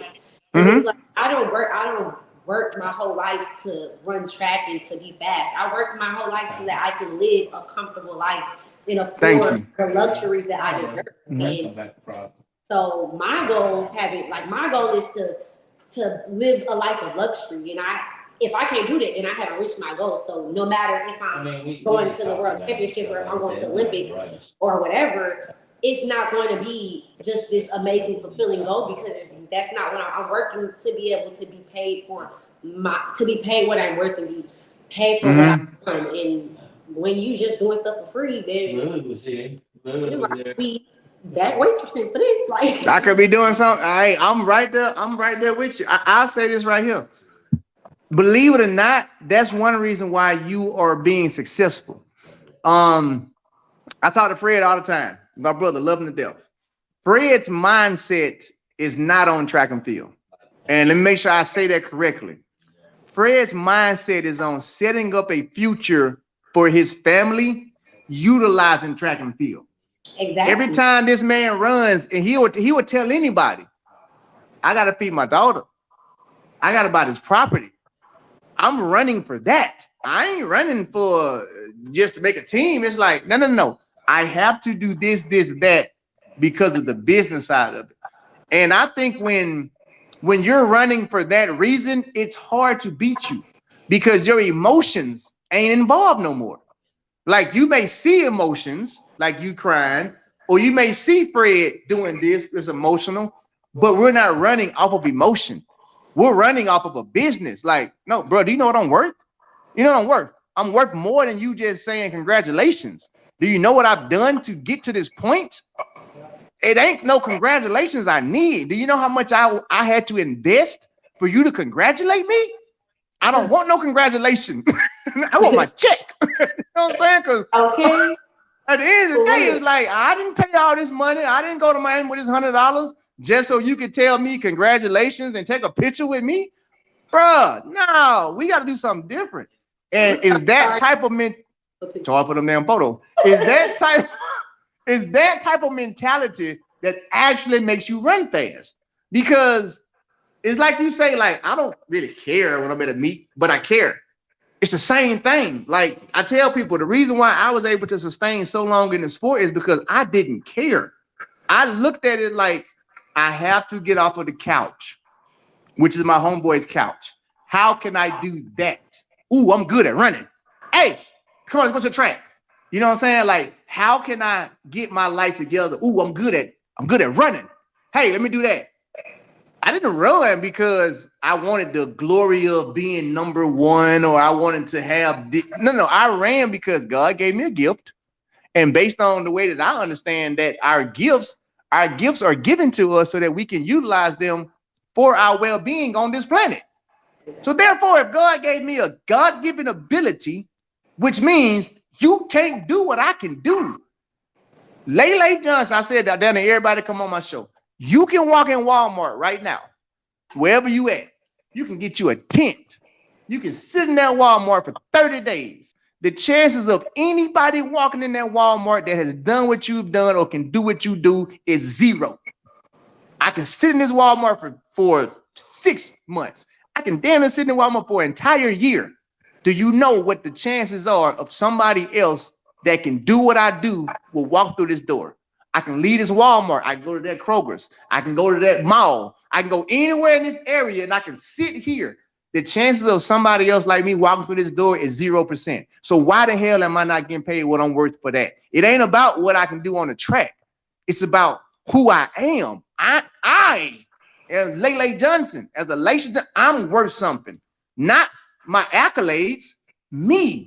And I think track and field don't acknowledge that part. It's not about what we do. It's about, who we are.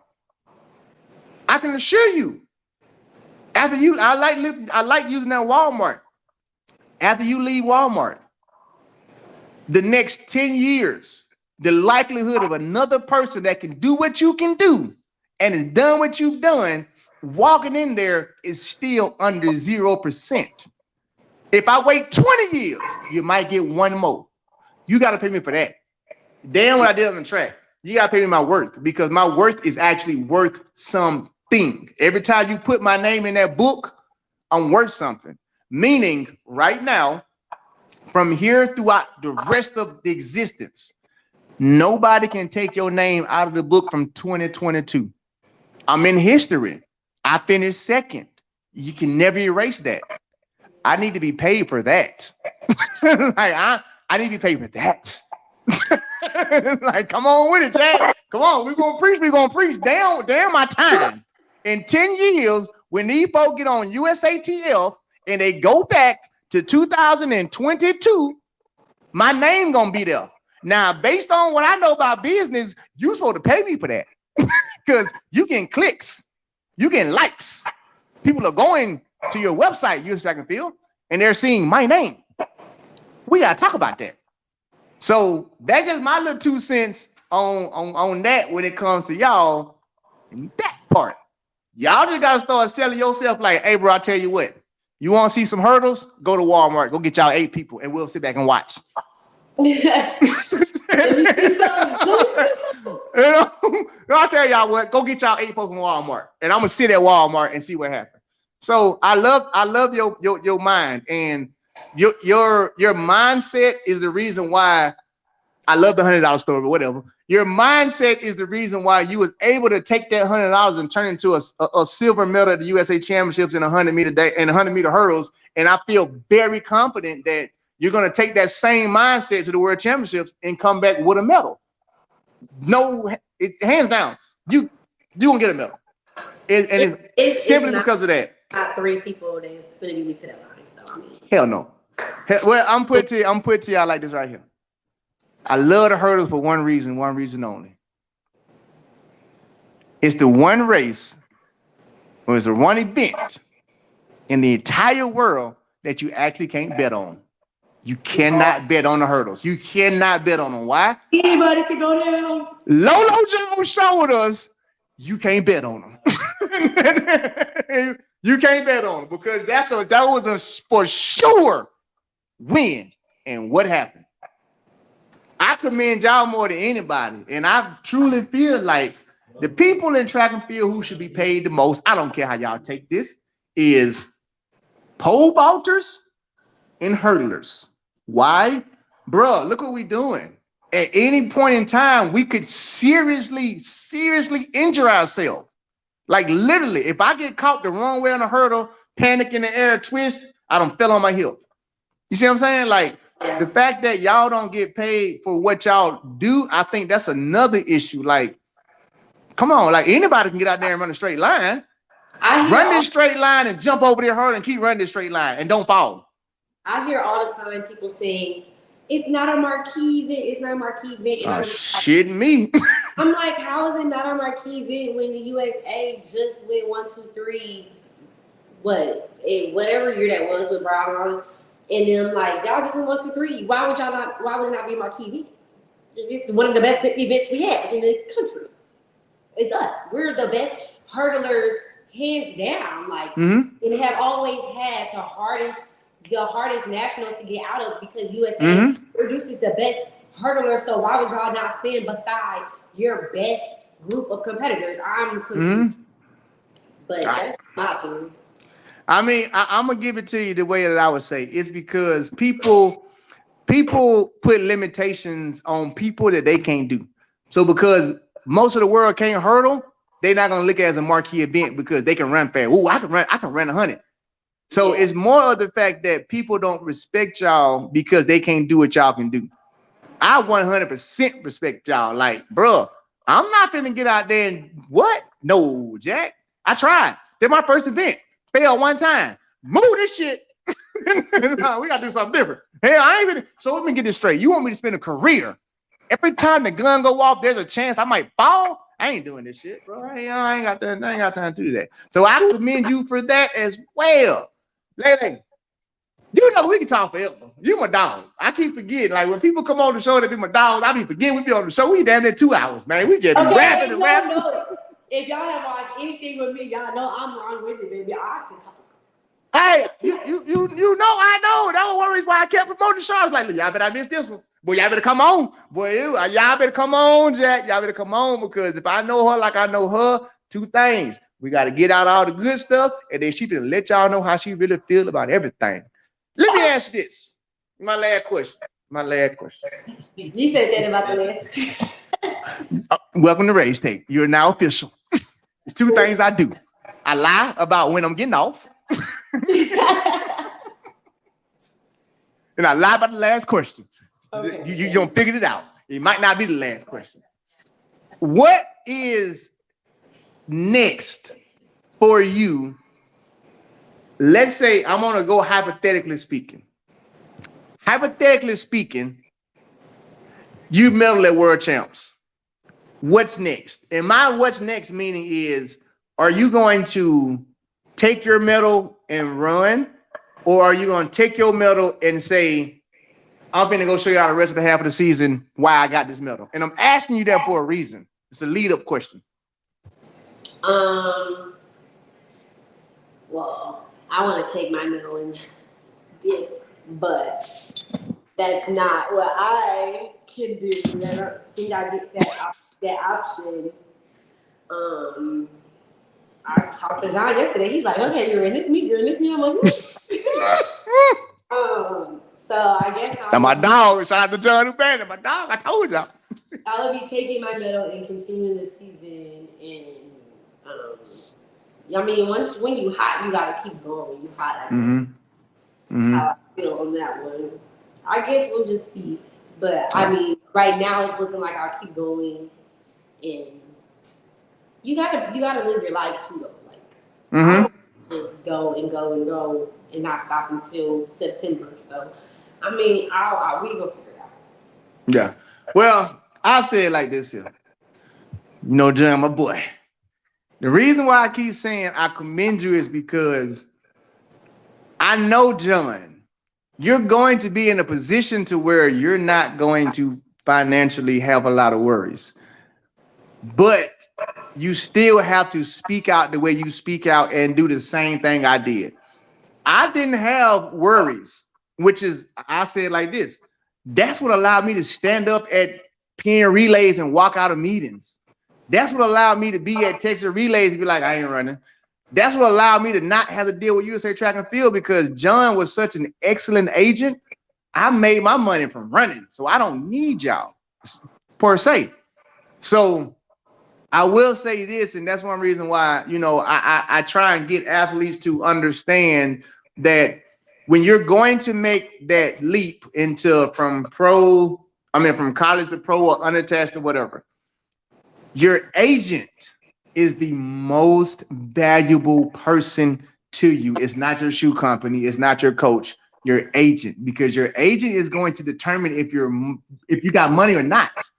There was a lot of meets that I ran in that people were like, hey, I don't care. This is my SMMI shout out time right now. Whatever, y'all. There was a lot of meets I ran in because of John. Because John is a former athlete that gets it. He understands and keeps it 100. Like, look, y'all, the money is tough, but here's how we can make it, Ray. This is how we talk to him. Like, Ray, look, check this out. I'm going to put you in all 10 of these meets, right? I'm going to get you an appearance fee for these 7. Now, these 3, I might can't get you none, so you just got to run fast.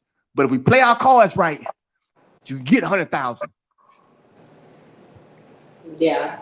Jonathan, I'm gonna just drink on that. There's a reason why 2003 to date, I'm still with Tony Campbell. I mean, not Tony Campbell. Somebody said Tony Campbell. Shout out Tony Campbell. He's my first agent.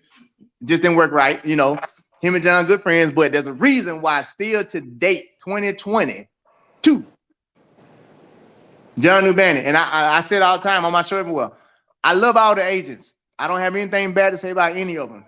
But there's a reason why I chose to connect myself with John and his agency post my career, because I'm a person that I believe in being real. Don't sugarcoat nothing to me. Don't lie to me. Everybody knows I say that all the time. I'm from Old Black Alabama. I'm from the street. I can see bullshit from a mile away. Don't sugarcoat nothing to me. Keep it 100. Be straight up with me. If I can make some money, let me know. If I can't, let me know. And if I can, point me in the direction of where I can. I'm happy because I know you personally and I know John personally. I'm happy that y'all two was able to work something out, because I know without a shadow of a doubt, he's going to be somebody that is going to be in your corner to make sure that it's your show. The one thing I've always tried to teach athletes when they're coming out is 2 types of agents. There's an agent that works for you, and there's an agent that you work for. Yep. If you get the agent that you work for, you could be a record holder, and when your career is over with, you're gonna be sitting back asking questions like what I do next, which is sad because I know some people that had to go through that. So shout out to you for that. I'm praying for you. You know, like everybody know, if you come on my show, it's because I feel like you have to be heard and the world needs to hear you. Everybody, anytime somebody come on my show, I don't know if you watch them every time, but if it's a one-on-one, I like to get the people that the world needs to know about. Like, you have information that needs to be shared. It ain't just about track and field. It's going to be your life story, how you got here. It's going to be something that's actually going to be utilized for you to help motivate other people, so people can become a fan of yours. I'm all about that because I feel like energy is the most important thing. If you have a lot of positive energy and people pulling for you, then guess what happens for you? That's the equivalent to prayers. So I try and utilize this platform for people like you, that people that need it, to where it's like, no, if y'all hear these people's stories, you'll understand why they're tweeting the way they're tweeting. You'll understand why they saying what they saying. You just don't know their stories. All you see is an athlete crying. No. I'm gonna bring her to the show so you can hear why she's crying, and I'm gonna continue to do that. And I appreciate you and everybody else who comes on the show to explain your stories, because if we can get the community, which is the track and field fan base, to follow us, follow y'all versus following the companies, that change that y'all are fighting for to happen is going to happen. Yeah. All right, y'all, look. We ain't got but 10 minutes. I'm sorry. Y'all know how I run my mouth. You got 10 minutes per usual for this Q&A. So you better ask it. You better ask. First of all, don't ask if she's single. I saw the shit popping up. I saw y'all. Y'all know I see it. I see it all the time. Let me keep 100 with you. I'll be 100 with you. It been more comments about how pretty you are than any damn thing. All right. So people, can we stay track and field with it? I don't want to know who your boyfriend is. I don't want to know where you hanging out at tonight, or who did you have. I don't want none of that stuff, people. Listen, I'm being honest. People was actually telling me, like, "Oh man, her hair looks so good. Like, oh, she's beautiful and everything." I'm gonna get that, because like that. Damn, people. Track questions. Here we go. You did your own hair too?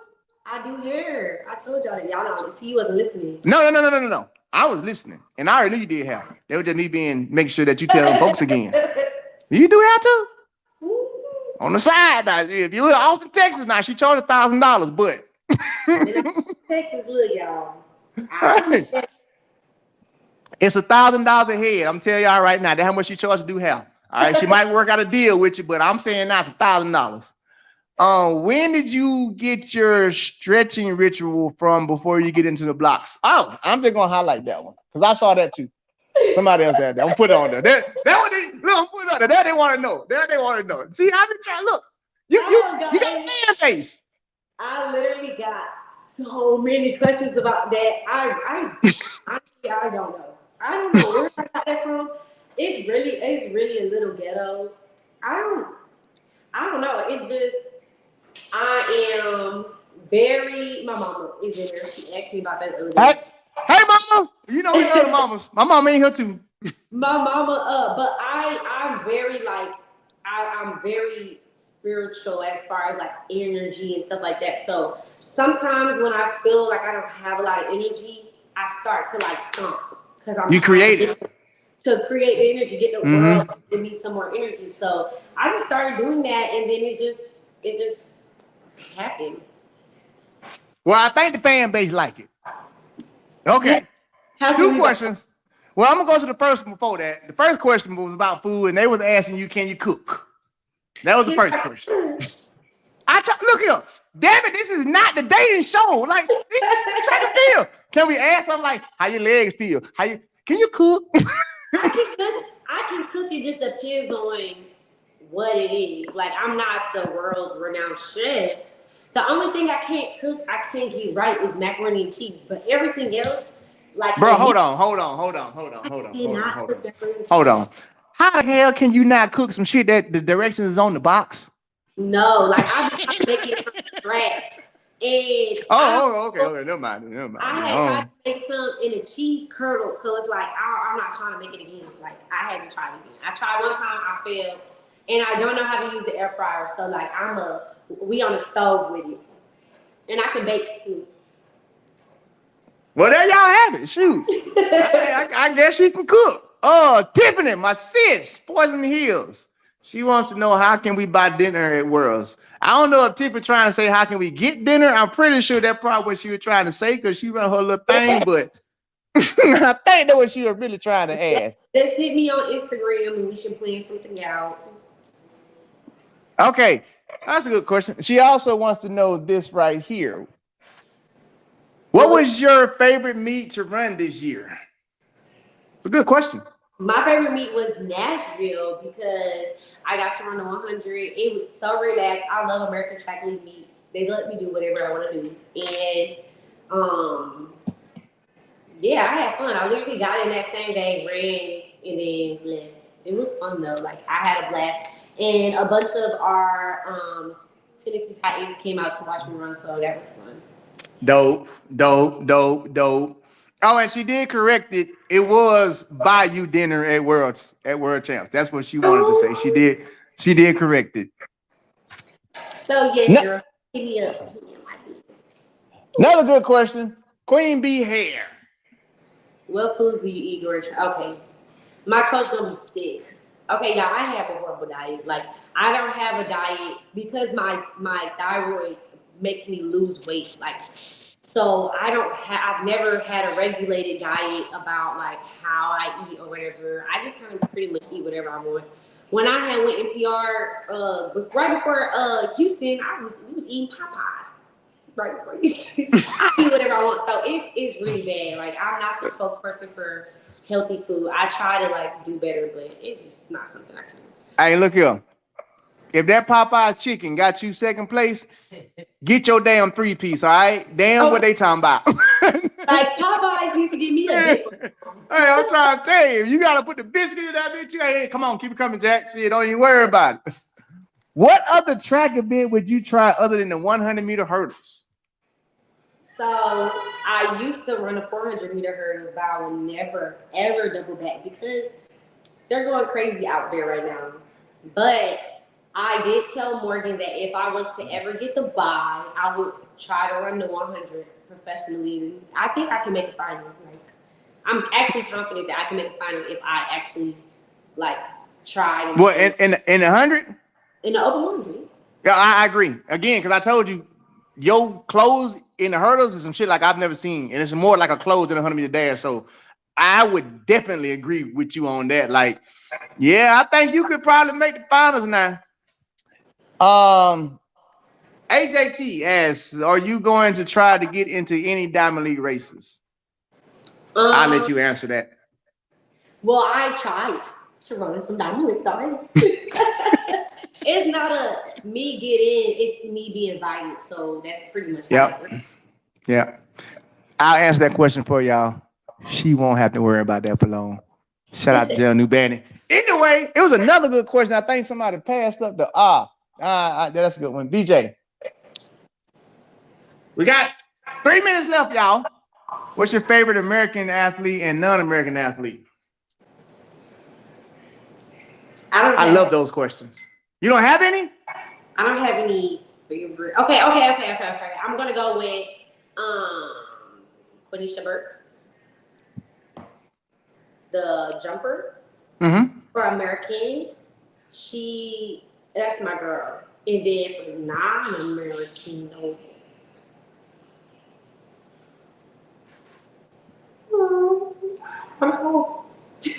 I don't have a non-American. I haven't been around long enough to know other people. Hey, look here. I told you they're just like drink champs. You ain't got to drink, then I drink for you. I drink for you on that question. I'm gonna answer it for me too. My favorite American track athlete, Xavier's Ray Edwards.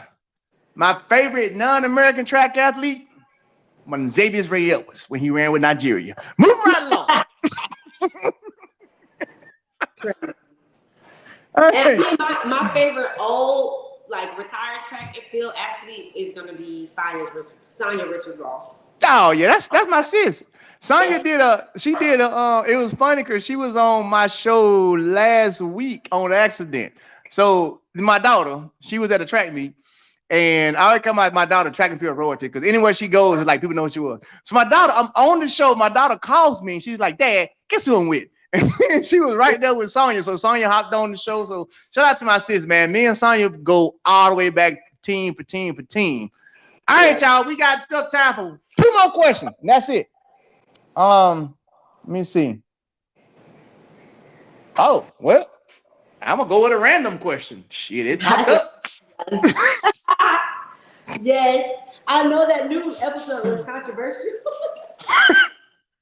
I don't watch the show, so I don't even know what you're talking about. I do not watch the show. I am not like a. Well, I don't have to make sure I clear it up. I don't have time to watch TV. I'm busy 24/8. I have nothing but time. I live by myself. I have no friends in Austin. I have nothing but time. All I do is literally I watch everything. Right now, I'm binge watching Raven's Home on Disney Channel. It's actually really good. So, Somebody asked the question that I skipped over, but I do want to ask before we get off here because we got 2 minutes and we'll get off at 2:15. What music are you listening to during your warm up before you go out there? Somebody asked that question. I saw that. I wanted to make sure I got it out there. So before the prelims, I was listening. Y'all know I'm from Illinois, like so. Shout out Chicago, Illinois. Moving to Illinois, I definitely was listening to Lil Durk. I love G Herbo. I'm such a gangster. Like that's. Oh, we know. We can tell. We can tell. Yeah, when your warm up, I'm wrapping it up. But before the finals, I was listening to Tim's new album, like to Tim's album or whatever, because I just needed something that was like calming, and I didn't have that much energy to be trying to rap and be in a concert at that time. Oh, let me ask you a question. You AKA? First and finest, baby. I crossed in fall 2K17. Okay, somebody in the comments know that because they were like asking her to ski weed for us. I was like, damn, y'all really fans. I've been giving it so long. I can't. No, I can't. I don't know, like somebody like I'm sitting here reading them and somebody was like, hey, ask her to ski weed for us. I was like, wait a minute, she AKA? I didn't even know that. See, that was Ray take all about. Such a deep ski weed, it's not even attractive. Like my it's not. It's really not. Like I always only do it when other people do it, so I can blend in. Like, but yes, I crossed Alpha, Kappa Alpha, sorority incorporated, baby. Okay. Yeah, they going crazy over there now. So yeah, 1908, everybody. I don't even know what 1908 is. Everybody's like 1908. I'm like, who ran that? Shit, that's fast. Why y'all think I wore the pink uniform for finals? Man, look, I'm old, man. I'm 41 years old, man. I'm slow. I ain't figured out at all. I was gonna wear my Ivy pin, but I didn't know if that was like against the rules or whatever, so I didn't want to, but I was gonna wear my Ivy pin for y'all, for my girls. They in here. They like, oh yeah, Ray, check her Instagram. Yeah, she won the bus. I'm like, oh damn, my bad. All right, y'all got it. My bad, y'all got it. Okay. Well, ski wop, wee, whatever it is y'all do. Don't do that. Yes, sir. Hey. And my coach, Morgan, he's an alpha, and my strength and conditioning coach is a Q. Oh man, well, I'm a traveling man. I'm one of the founders I'm literally one of the founders of where all that came from. If you out there in the world, you know what I just said when I said I'm a traveling man. I'm traveling from the East, but don't worry about it. So I recognize all that stuff. Shout out to all my brothers with their lights on, if you know what I'm talking about. But anyway, so last question I got on the screen, which is an interesting question, and I put it up there for that reason. The reason why I put it up because I like those type of questions and stuff like that, because it's almost like somebody is trying to bring in something for you that can happen. So they ask, what will your celebration be when you break the world record? That is a dope question. Like just dope that they even thought that for you. Let me show you. Oh, Ray, take lunch. Maybe on time. Show y'all the celebration. Oh, I thought you were about to show the celebration. What do that say? I can't read. I'm old. You got it. Yeah, I'm going to break. Oh shit. Hey. So because I'm out here, y'all wanted me to ski weed, and I want to ski weed for y'all today. When I break the world record, I'm gonna ski weed for y'all. For my girls. That's dope. What's even doper to me is why I love like doing this show and like how God has control, because somebody asked that question and you already had that on your phone that you was gonna do that. I damn. This morning and I was like, I'm gonna break the world record. Like it's gonna happen, and I changed it to my phone. Like I just had the urge. literally this morning, I was like, I'm gonna break the world record. I have the urge to put that on my phone. I'm gonna do that. So wait, let me get this straight. You put it on your phone today? This morning, I literally put it on. I have the note because it was a note, and I just made it my whatchamacallit. Literally at 9:22 a.m. So at 9:22 a.m., you put out there in the universe, you put it out there and made it real. I'm gonna break the world record. And then here at 3, whatever time it is, somebody from a whole nother aspect on the planet just asked, what will your celebration be to what you just put on your phone? Boy, if God ain't real, I don't know what is. Boy, if God ain't real, boy, I don't know what is. That is amazing. Like, golly, like, jeez. Well, I'll tell you like this here. You break the world record, you coming back to Raise Take first. I'm claiming that. I'm claiming it. Now, you can't go to ESPN. You can't go to Flow. You can't do none of that. Why? Because them people in my chat said you was going to do it, and they wanted a celebration, and you said you was going to do it. I'm going to come on here, and I'm going to stroll for y'all if I break that. You break that world record, Jack. Look here. Shoot, you break that world record. They ain't got enough liquor for me. Okay, they don't got no liquor for us. I'm trying to tell you, I can't go on the show. I'm gonna be on this thing like glasses like this is all sloppy like, hey, so today on Raid Tech. Yeah, that's wild. That's crazy. I literally just had the urge. Woke up, I was like, dang, I'm gonna do that. Like, it wasn't even like a, oh my God, it was just like a, that's gonna happen. Like, that's what's up. That is what's up. I got to end the show on that one. That's why I told you I'm had a couple more questions left, but I got to end the show on that one. Like literally, man. Like this girl changed her thing this morning and said, "I think I'm gonna break the world record." And then a complete stranger asked, "What's your celebration when you break the world record?" How in the only on Raise Take, baby? We're trying to tell y'all. What Jesus say all the time? Love. And this is, man, I ain't got nothing to do with it. It's God, man. I try to tell folks all the time. That's why P. Diddy, one of my main people, man. Like, hey, I ain't got nothing to do with this. Raise Take, then this God's work, man. Like, y'all see it all the time. Y'all hear it all the time. These people come on here. Like, these stories, and then just like how this type of stuff be coming out. Like, I appreciate y'all. Y'all have no idea how much I appreciate y'all. When I say y'all have no idea how much I appreciate y'all, you have no idea, because I like hearing y'all stories because it gets me like, just like, I feel it. You know what I'm saying? Like, I really do. So, man, hold on. What is it? Oh, well, I'm going to go and do it. I'm going to put it up there because a lot of people keep asking for it. There you go. Man, I done seen that shit flash like 10 times. So I'm like, well, shit. It's crazy. Everybody asking for my cash app on Twitter and stuff, but I don't want y'all money. I want what is like? Let me make it correct. All right. I don't want y'all money. I appreciate it. I want they money. I love it. I love it. Sis, you are official. Well, you was already official, but now I just got to make you official because of the, Raise Take. But now you are official Raise Take family. You are my sister on and off the track. You already know that. I am above proud of you. You already know that. I've been riding with you since I've been riding with you since day one. But now the world knows, like, hey, if you're not a fan of Lele, then you just dumb. That's my new thing. You ain't a fan of Lele, you just dumb. How about that? That's my new. I'm gonna get a shirt made that say, if you ain't a fan of Lele, you just dumb. And we're gonna run it like that. What more do you want? What? Out of that, what more do you want? Can I put like Ski Wop underneath of it though? Like, what more do you want? Ski Wop. You're wild. Hey, I appreciate you. I appreciate you, sis. And of course, I will continue to be praying for you, pulling for you, doing whatever I can behind the scenes to help you, to help everybody. I can say it till I'm blue in the face, man. You know how proud I am of you. I appreciate you for taking this Saturday out and giving these people time.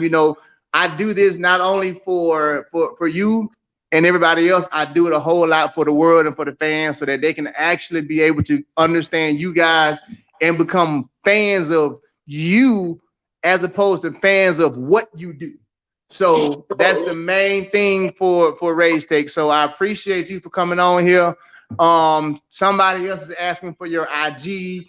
These folks going crazy, man. Give these folks your stuff. Damn, I told you, like, damn, don't even ask you for my IG. They don't never ask me for nothing. And all of a sudden, what's your cash out? Bro, what about me? I can't get paid. What's your IG? You want to see my shit?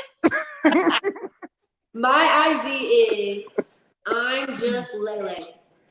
So just with a T. I'm just Lele. And that's on Instagram and on Twitter. I love that. I love that handle because it actually is a handle that represents the person. I'm just Lele. Appreciate you. Hey, get to work. Job ain't done. You already know that. I appreciate you again for taking this time out. Now it's time to get serious and do what you do. And we will see you for the Lele World Record Show. How about that? Right. Hey, it's gonna be lit. Thank you for having me. Thank y'all for all the questions and listening to me and my story. Hold on, I gotta put this up there before I get off of here. Cause these folks really going crazy. Oh my God! Look at her IG phone. I gotta look at it. Hold on. Let me see what y'all talking about. It's a campaign that I did with Beautiful Ballers for to close the gap between female athletes being seen as athletic and masculine versus being seen as sexy and feminine and being associated with femininity and just being a woman in general. So oh, y'all talking about her Instagram icon? My Abby? Yeah, Abby, whatever they call it, Abby. I'm gonna say it like this. Some of y'all need to go change y'all Abby to how her Abby is so you can build up your damn personnel and build up your. Well, I'm just gonna say it like that. See, I'm gonna say this. I like your Abby because it shows I'm a regular person who runs track. I have no problem with your Abby. That's called I want the money, Jack. Sis, love you. We're going to get off this thing so you can have the rest of your Saturday. Enjoy your Saturday, and we will see you after the World Championships. All right, y'all. Bye, y'all. See you later. All right, y'all. Y'all saw it. So we do all the time. Raise Take, bringing you the people that you want to talk to, people you want to see. I appreciate all of y'all. I don't appreciate when people like Lele come on the show because the realer you are, the drunker I get. Because I only can drink when you say some real stuff. I'm toasted. As you can see, she made me kill damn near the whole bottle. Shout out to her. I'm going to drink some water. Probably go to my gym and get an IV. And I'll see y'all on Monday for the weekend wrap-up. As always, take care of each other. Love each other. Stop fighting on my Twitter. Get along. Love y'all. Peace.